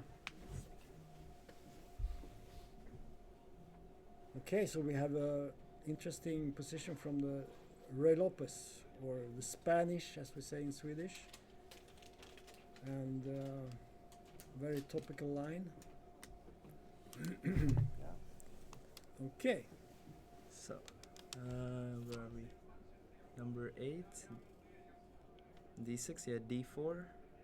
D4. Sorry. Yeah. bishop b6. Yeah. Take. And then no, he played a5. Yeah, that's also possible. Bishop a7. Mm-hmm. H3. Castle. Yeah. Bishop e3. Mm-hmm. And then rook e8. And this is a nice trick because Yeah, knight e4 doesn't if you work. take this, then Bishop d5. bishop d5 forks the knights. Yeah, so you lose a piece. Yes. And then you have rook e8. Mm-hmm. And then he played knight g5. Yeah. Over here, I thought knight g5 and then rook f8. I thought we were going to repeat. You played rook f8. Yeah, I played rook f8. But You wanted to test if you wanted to yeah, draw or not. Yeah. yeah, so. But he didn't go back, or? No, he played king h1. Okay. I think king h1. I didn't really understand the idea of the move. I think he wanted to get off the. Did he want to play some f4 or something like that? Or? Yeah, I think so. But if you see the board, the game right now, I don't think king h1 is a really important move in the position. So. I thought something like. I don't know. I thought something like. Yeah, I just saw knight f3 and then I went, okay, yeah, we're gonna take a quick draw and then come back tomorrow. But no, I think I saw. So, what did you play here? I played queen e7. Mm-hmm. Yeah. So after queen e7, d takes on e5. Yeah, d takes on e5. Then bishop takes on a7. Knight takes on a7. And then f4. Yeah, bishop b7. Yeah, so I think f4 is a really interesting move. Yeah.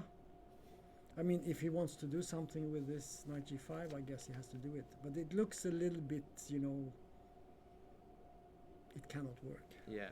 it has the sort of feel of not being really because he hasn't developed the pieces yet. So yeah, exactly.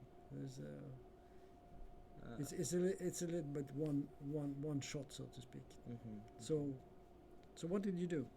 So bishop b7, and then he played f takes on e5. Mm-hmm. He took the pawn, and I took the pawn back. And then he played rook f5, Mm-hmm. which I completely missed. Rook Okay. f5. I thought over here he's just going to take on f7 instead of rook f5. Mm-hmm. And then after taking twice, I'll take with my king.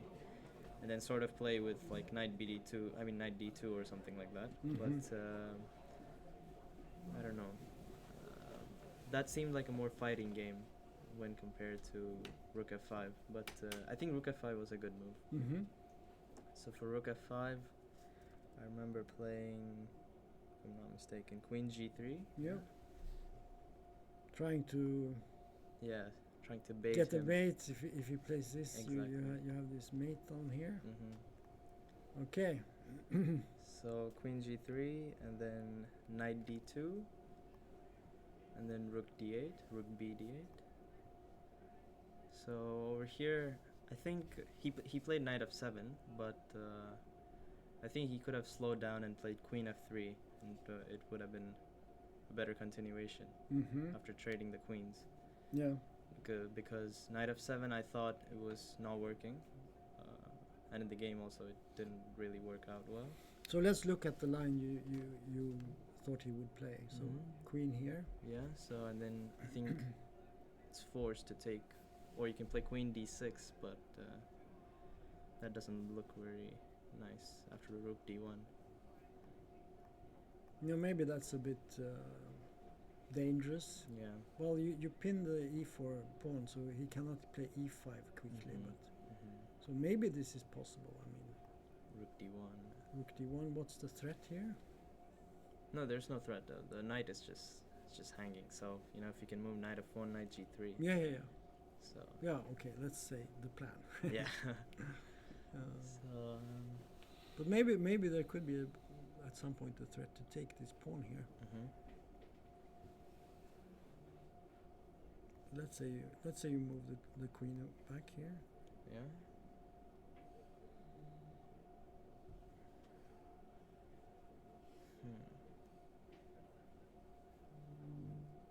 think he has something.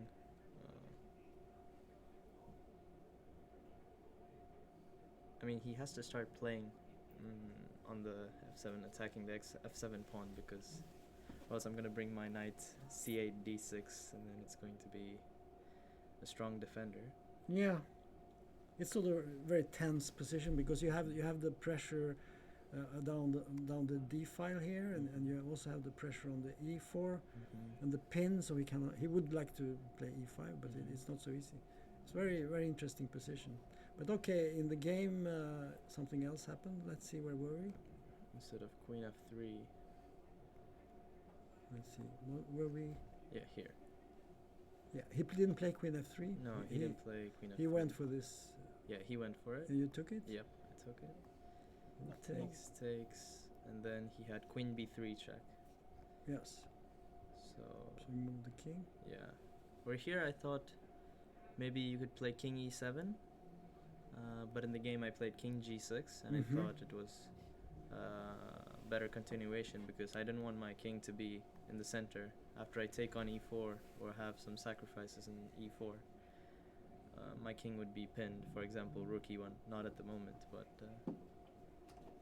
yeah. But his position looks poor here. I mean, how does he protect everything? d2 is hanging. You cannot take on e4 because he comes in with queen f7 or rook f7, something like that. But yeah. But let's see what you played. So I played king g6. Yeah. So queen b3, and you went here. King g6, and then he played knight f3. And then here, I think he played, which move was it? 23. Knight f3, and then I played h6 because I have to stop rook g5. Yeah, looks good.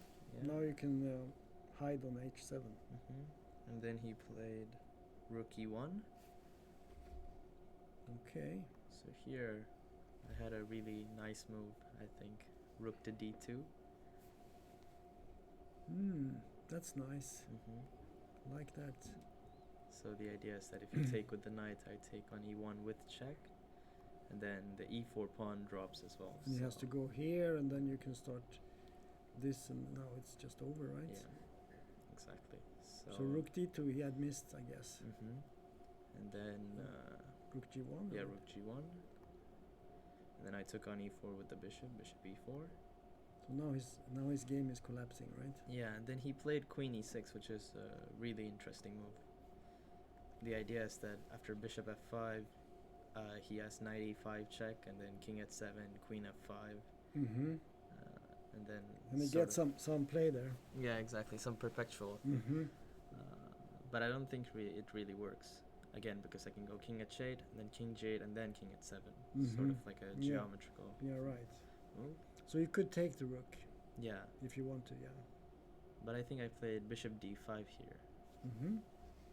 Because I thought he also has the idea of going rook f6 if I don't protect. So rook f6, g f6, and then queen g8, and then my queen on g3 drops. So yeah, you protect against that. That's a problem as well. So bishop d5 just covers the g8 square. Yeah. So let's just see that. So there is a threat to take the rook. The pawn takes, and then the queen goes down here, and then the queen goes. Yeah.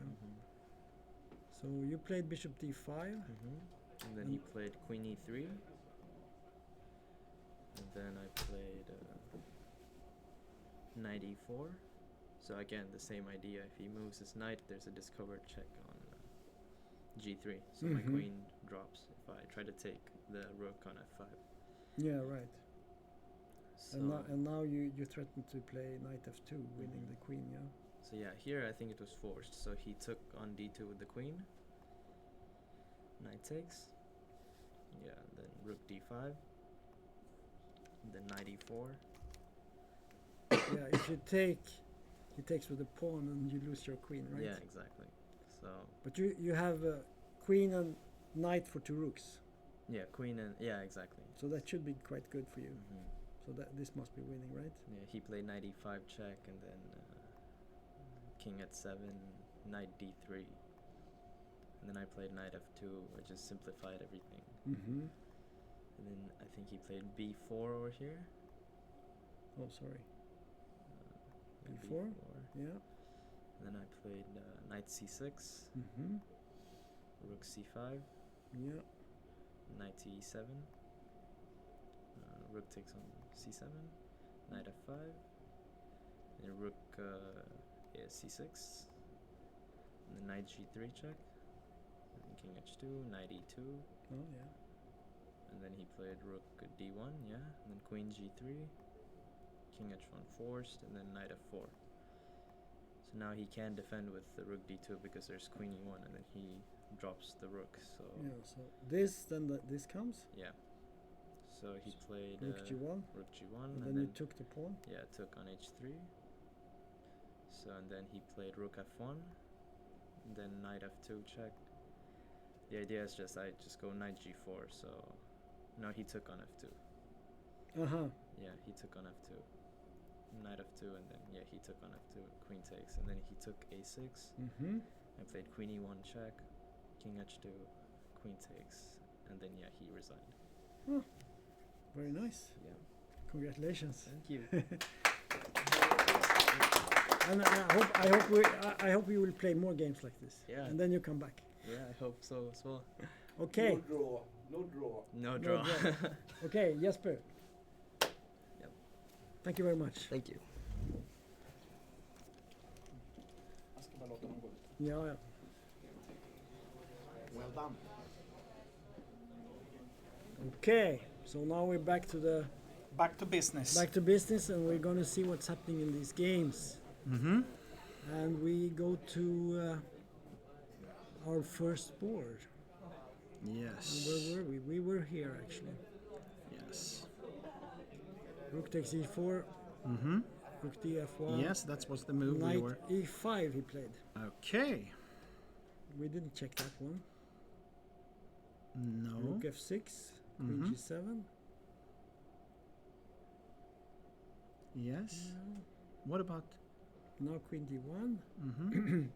Of course, this is type of position where there can be many moves. It's a very Yes. complex.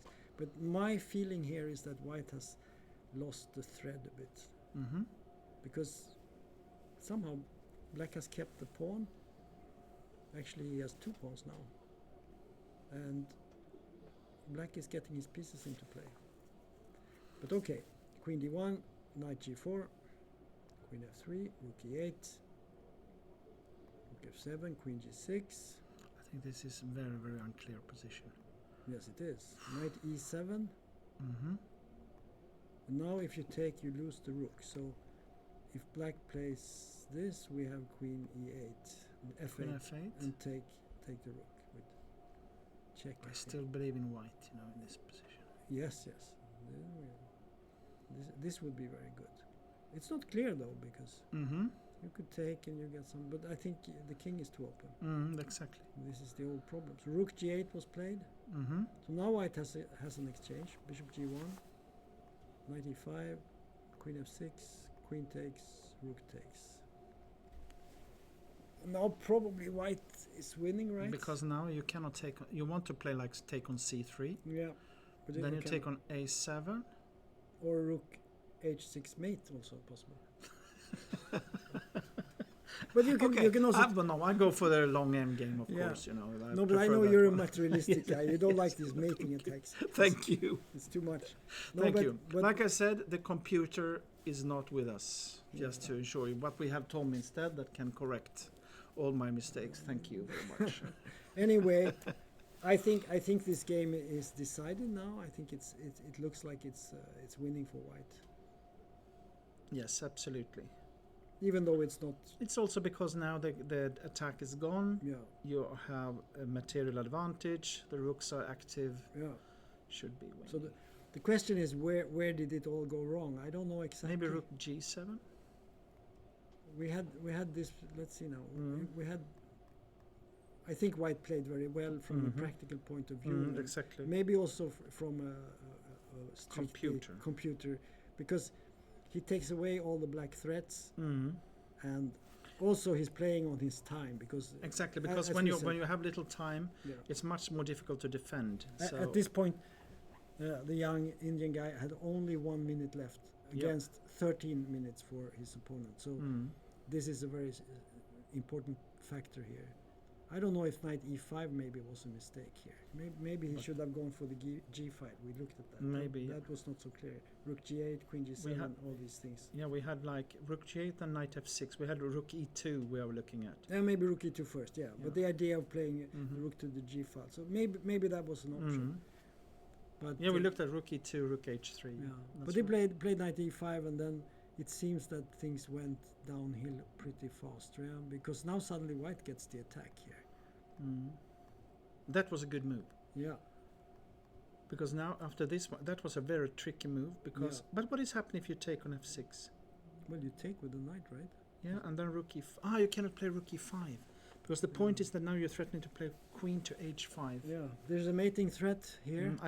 Because the only thing I saw was rook e5, but Yeah. I didn't see the bishop. Yeah, So, okay. the problem Mhm. is after this one you have this bishop. Yeah, that's there, right. so And then a it's queen not- h5. Okay, that was a really nice trick. Yeah, Probably deciding the game. so he played rook e8, but then there was this knight e7, and That was a nice trick as well, of course. yeah. And now the problem is that the queen must defend the rook on e4 And it cannot. and queen e6. But then there must be some attack. There right? is some attack, but can you play like queen rook to f8? Maybe. Yeah, rook, that's rook f8. Rook f8 looks Rook good. f8 and then then rook f7. exactly. It's So, winning. Yeah, Hmm. so that's good. So rook, so, and here he couldn't take back because of rook queen f8. So that's where the exchange went. And here is there a move here? He played knight e5, but then queen f6 was very easy winning. So I don't know. But it seems Knight that to there e3. is nothing here now. Mm. I think Knight e3. maybe knight e3. Maybe that would have been a little bit better. Well, but I'm not. Still. No, it shouldn't be anything. I think you could even. You can even take it and take on c7. Maybe go for this kind of stuff. Materialistic guy. Yeah. You know. Yeah, you know how to take pawns. yeah. No, but now he played bishop b8, but of course now it's just over, right? Now you can take on d4 almost. Maybe take on the but, No, but no, just it's- again, take take on b7. take on is- b7, take back on c3, just win exchange. up. Yes. Okay, yes. so we go to the next game and we have John Ludwig. So let's see this. We have He is happy. He has got his a pawn. queen c. Yeah, we had this situation here. Mm-hmm. King e3, take on a2. You mentioned that. So take on e5, rook d8. Yeah. This was what you said. Hmm? King f8, bishop f7. A bit strange move, isn't it? Or He's trying to go for. yeah, he wants to. He didn't yeah. see this move. Yeah, this was. That's why. Okay, because otherwise it would have been good, I think. Oh, look. Oh, it's a check. Yeah, this is the He's point. calculating very well here. It's Yeah. very impressive, I think.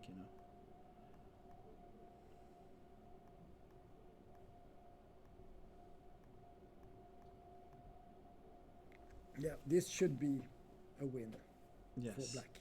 The only thing is that the pawn Is on the wrong.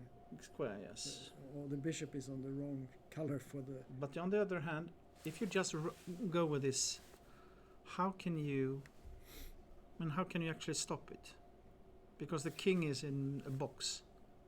So if you just go with a5, for example, like this, Yeah, I and don't then see. just run. I don't really see anything. So f6 check, Yeah, but that's not helpful, is it? king f7, knight Yeah, you e5. can- You need to come out. Yeah, okay. So we do Take this. a knight f3, and you want to play knight to d2. But this comes.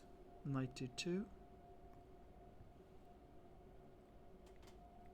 But now we can. I just say that this is the only chance for white. But now we can take, right? Mm-hmm. And play this. Isn't that? And then king c3. Isn't this the famous? Yes, but now you have But some. we have these pawns here, but Exactly. So king c3. Maybe it's a draw then. This is a draw. Yeah. Because now you can play king c3, yeah? Yeah, it's a draw because immediately. Yeah, it doesn't work. It's not enough. No. So let's. So maybe you should simply take the pawn then, first. So a5. So this is the position. Maybe just bishop take on f5 and then move a5. Mm-hmm. Most likely. Yeah. Knight g5.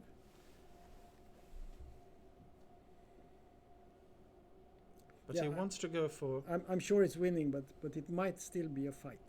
yes. Maybe you have to mate with bishop and knight against nothing. Ah. But I think that he Jon- knows how to I do think it. Jon Ludwig I'm not will worried know. about. No, I'm Yeah, sure. that's right. Okay. So let's go to the next game, and this ended in a draw, as we said. Mm-hmm. Meshkov's made a draw, but he was a little bit pressed in this game. Mm-hmm. The opening was not so fantastic, and he never actually got an advantage, as far as I could see. Correct. He was a little bit worse all the time. Mm-hmm. This game is Continues. still on. Yes. Yeah, White has lots of time, and he has tried what we suggested. Mm-hmm. So what do we think about this? We Draw. in principle we think it's a draw, Yes. but we are not quite sure. Because the problem, what to play here with white? Yeah, let's try some moves just to see what happens. Because if you need to have your bishop on the e2, Let's try this this f1 d3 diagonal, because otherwise b5 will come. Yeah, that could be annoying, but I mean it depends. Mm. If you play b5 and I can get the h5 pawn. Yeah, but this you don't want Yeah, to. I know what you. Mhm. Let's say. No, let's bishop say, e8. Yeah, let's exactly. go here. Yeah. But now, Now we must make a tempo move. and that what I mean is that okay. Here. So okay, And now you have bishop g6 you can play also. Then you want to go there. Can you play d6?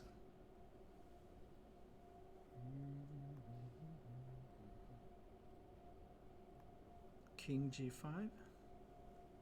Yeah, this is the type of thing you can try. Maybe bishop d3. Yeah. You have to watch out so you don't end up losing. You know.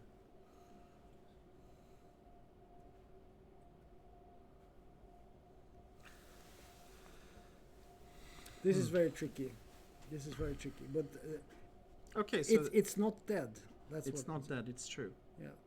There might So- be So some. bishop e2, Mhm. bishop here, maybe something like this. Because now b5 is not good, right? Now we can take on h5, so that doesn't work. Mhm. So you said bishop g6, and now d6. That's possible. Do we have anything else? But it might be good.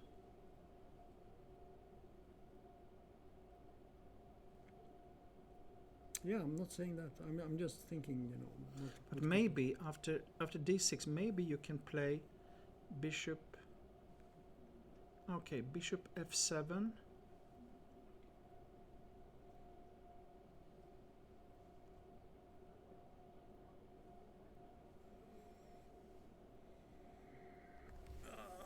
What can we do here? Bishop Bishop. e2. Yeah, and then you can play king e6. And then take on d6. And that looks quite good. Yeah, because the c pawn is faster than the h pawn. Mm. No, this is draw. I don't blame. I don't like so much the d6. I think No. d6 it feels a little bit. Is there some move here or something like going here or something? Something like this maybe. I don't know. Maybe now we can do d6. I take again on c4. Yeah, that's the problem. The bishop b5 must be the move. Yeah, this is possible. But I thought now there is some move like down here maybe. And now go for d6 in that case. Yeah, maybe. And then here d7. and here. And now king goes up. And now goes here.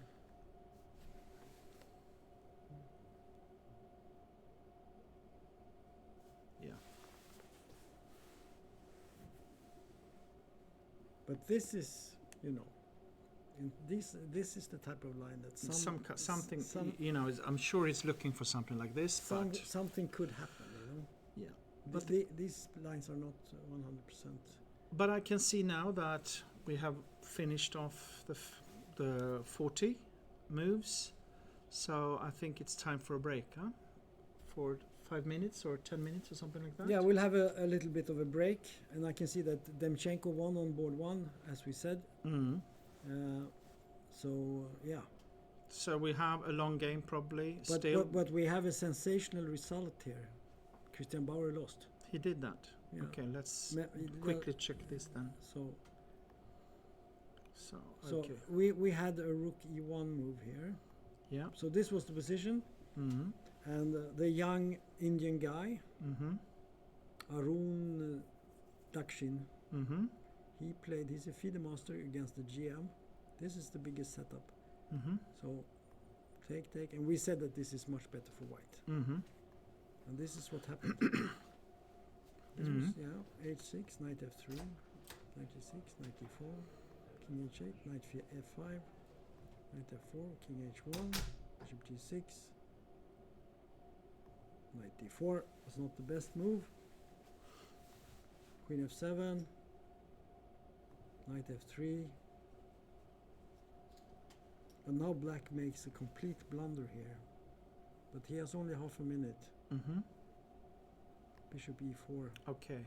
take, and now he resigned. Because d take e4, knight e5, Yeah, and take on f4. yeah, it's but I mean, this is not bad, No. but this is really Stronger. good. And the point is this, as you pointed out, Yes, that's it. that's a sensation. Christian Bauer, he was at his best, he was number 54 in the world. That's good. Yeah, that's not so bad. But today he didn't play like that. No, today he fell against one of the young Indian guys. Always very strong, always very dangerous. And Yes, this he is- played an excellent game here. Yeah, With white. fantastic good. Also because it At was some point we felt that the old gentleman was better. getting the position. But it's also a little bit like we believe that they have control, I think a little bit like that. It looks a little bit dubious, the white play, but maybe it was much stronger than we thought. It's quite difficult. Quite difficult. But anyway, let's have a 5 to 10 minutes break. And then we'll just wrap it up. Yes, Okay. that's good. Thank you. Yes.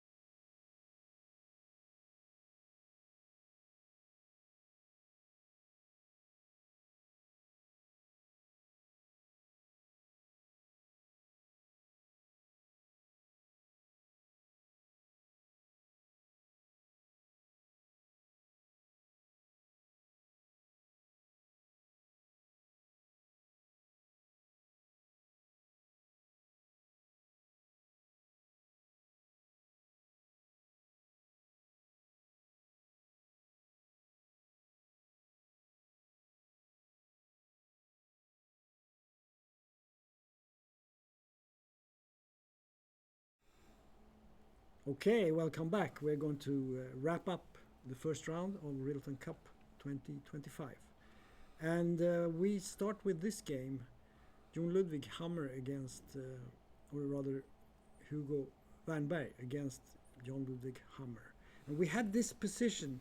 We had actually, I think the last thing we looked at was this position. Yes. And we were discussing, is a5 a move maybe, or is taking on f5, and Jon Ludwig took on f5. And we come to the conclusion that this was the best move also. Yeah, and you maybe again you can say what the problem is here for that. First of all, the thing is that if the knights are swapped off, it will be a draw, because then you have the wrong color on your bishop compared to the pawn on the a file.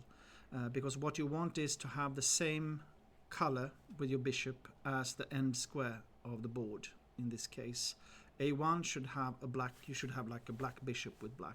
Like Now with the yeah. white, it will be a draw if the knights are swapped off. Yeah. But of course, this is something that black will not allow. Yeah.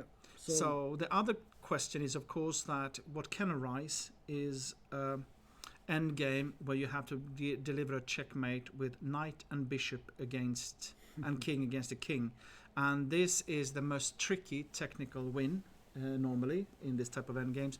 But of course, as a grandmaster, you should know it, and I'm sure that Jon Ludwig is doing it. But that could be a little bit of a tricky position. Okay, so let's see what happened. So he's waiting a little bit with playing a5, so his king will come closer. Probably that is wise, you know. Yeah. Okay. So now he's ready for knight to d2. And now, Why that move? yeah. Okay. Big mistake. Well, he's still better. Okay. But just- now he gets this move. Now he can threaten to exchange the knights and then get this draw that you talked But about. that is why doesn't he keep like? What happens if you take? Is it a draw if you take here now? Yeah, probably. Yeah, because Yes, it is. the king goes It into is, the corner. of Yeah. course, yes. So he moved back. Mm-hmm. But Okay. but I mean, this is very, very strange. I think, you know. Well, but I mean, Okay, Yeah. doesn't matter. Okay. no, it's mate. It's mate. But let's just see what happened here. So Yeah, you can see that you cannot defend the pawn. And now we have this endgame. And the first thing that you do is that the white king is forced down to a square, different to the bishop. we can show how Okay, to do it. okay. So white will You can just move all the moves, I guess. Or did he give up? yeah, he gave up. Okay. So you will get something like this, Yeah, and now you play this. yeah. You go here, and now you give this check here. The king must go here, and now you move the bishop somewhere Mm-hmm. here, maybe Mm-hmm. here, and now you go in and you force the king, and then you go back with the knight. You have like the double. Yeah, and You- the king tries to again go into because you cannot mate it In the corner, yeah. on the wrongs here. But now we check. Mm-hmm. King goes here. King The kings d3. follow. The kings follow. Now you go here. And now you can even play king e3. Yeah? Yeah. Now I But- think you do this, right? No, but you can play king e3 is even stronger in this position because you have lost the tempo. So now it's very easy Yeah, maybe this is easy. because now you, Yeah. Maybe it's because easy. you can give a check because so you should run out earlier on. Yeah, we made some mistake, I guess. Oh, how do you run out? No, earlier on. Go back. Well, this is the standard position. This is the correct. This is the W method. Okay, and here, yeah, okay. So you want to go here, here, Yeah, this you, check, here. Yeah. But this. Yeah, this is probably also winning. I no, think what knight f4 and I knight think g2. I think what Okay. I think here you can play.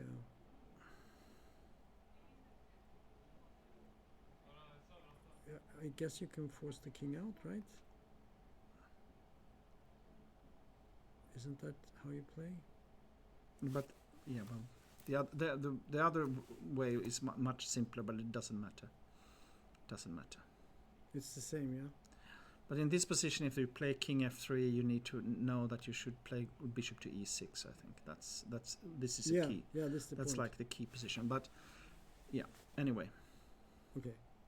So we So- had a win. But it was quite a tough game. I think that Hugo was worse in the opening, but he found a way to challenge. Well, I and talked so to it them was and good. both of the players, and what they said was,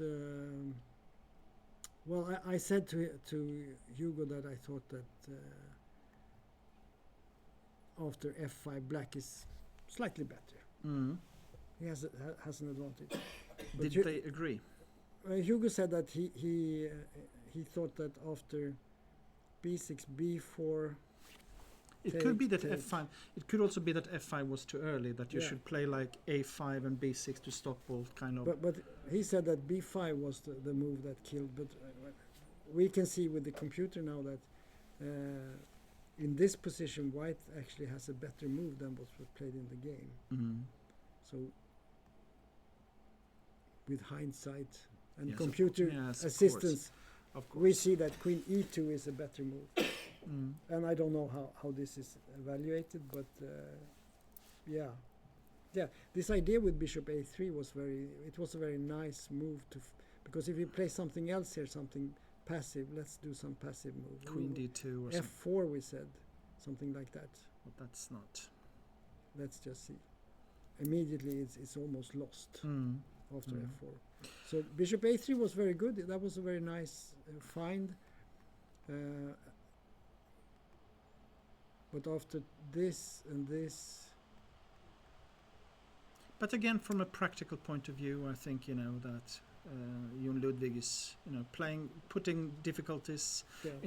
That I Yeah. think that to sacrifice this pawn was quite clever actually because Yeah. he put No, but pressure on. he is better, and he said Mm. himself that bishop h6, he was very, very satisfied with that move. That this was, Mhm.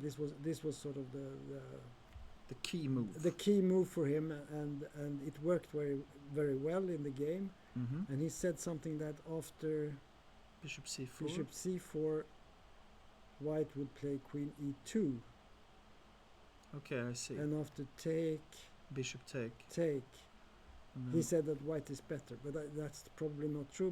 But it's a nice idea because it shows Yeah, how they think, and yeah, of the idea is course. to bring the bishop to c4, maybe to d5, and suddenly white has a game, Mm. and black's bishop But is I still think stopped. that personally I believe that black is okay or even better. But of course now it's suddenly white has got chances and so on. So I can understand that Yeah. you prefer the other way.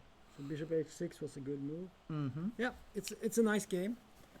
Well, Should very we, well. Should we go to? Should we round up? Yeah, maybe we should take a quick look Ju- at this Gallagher game.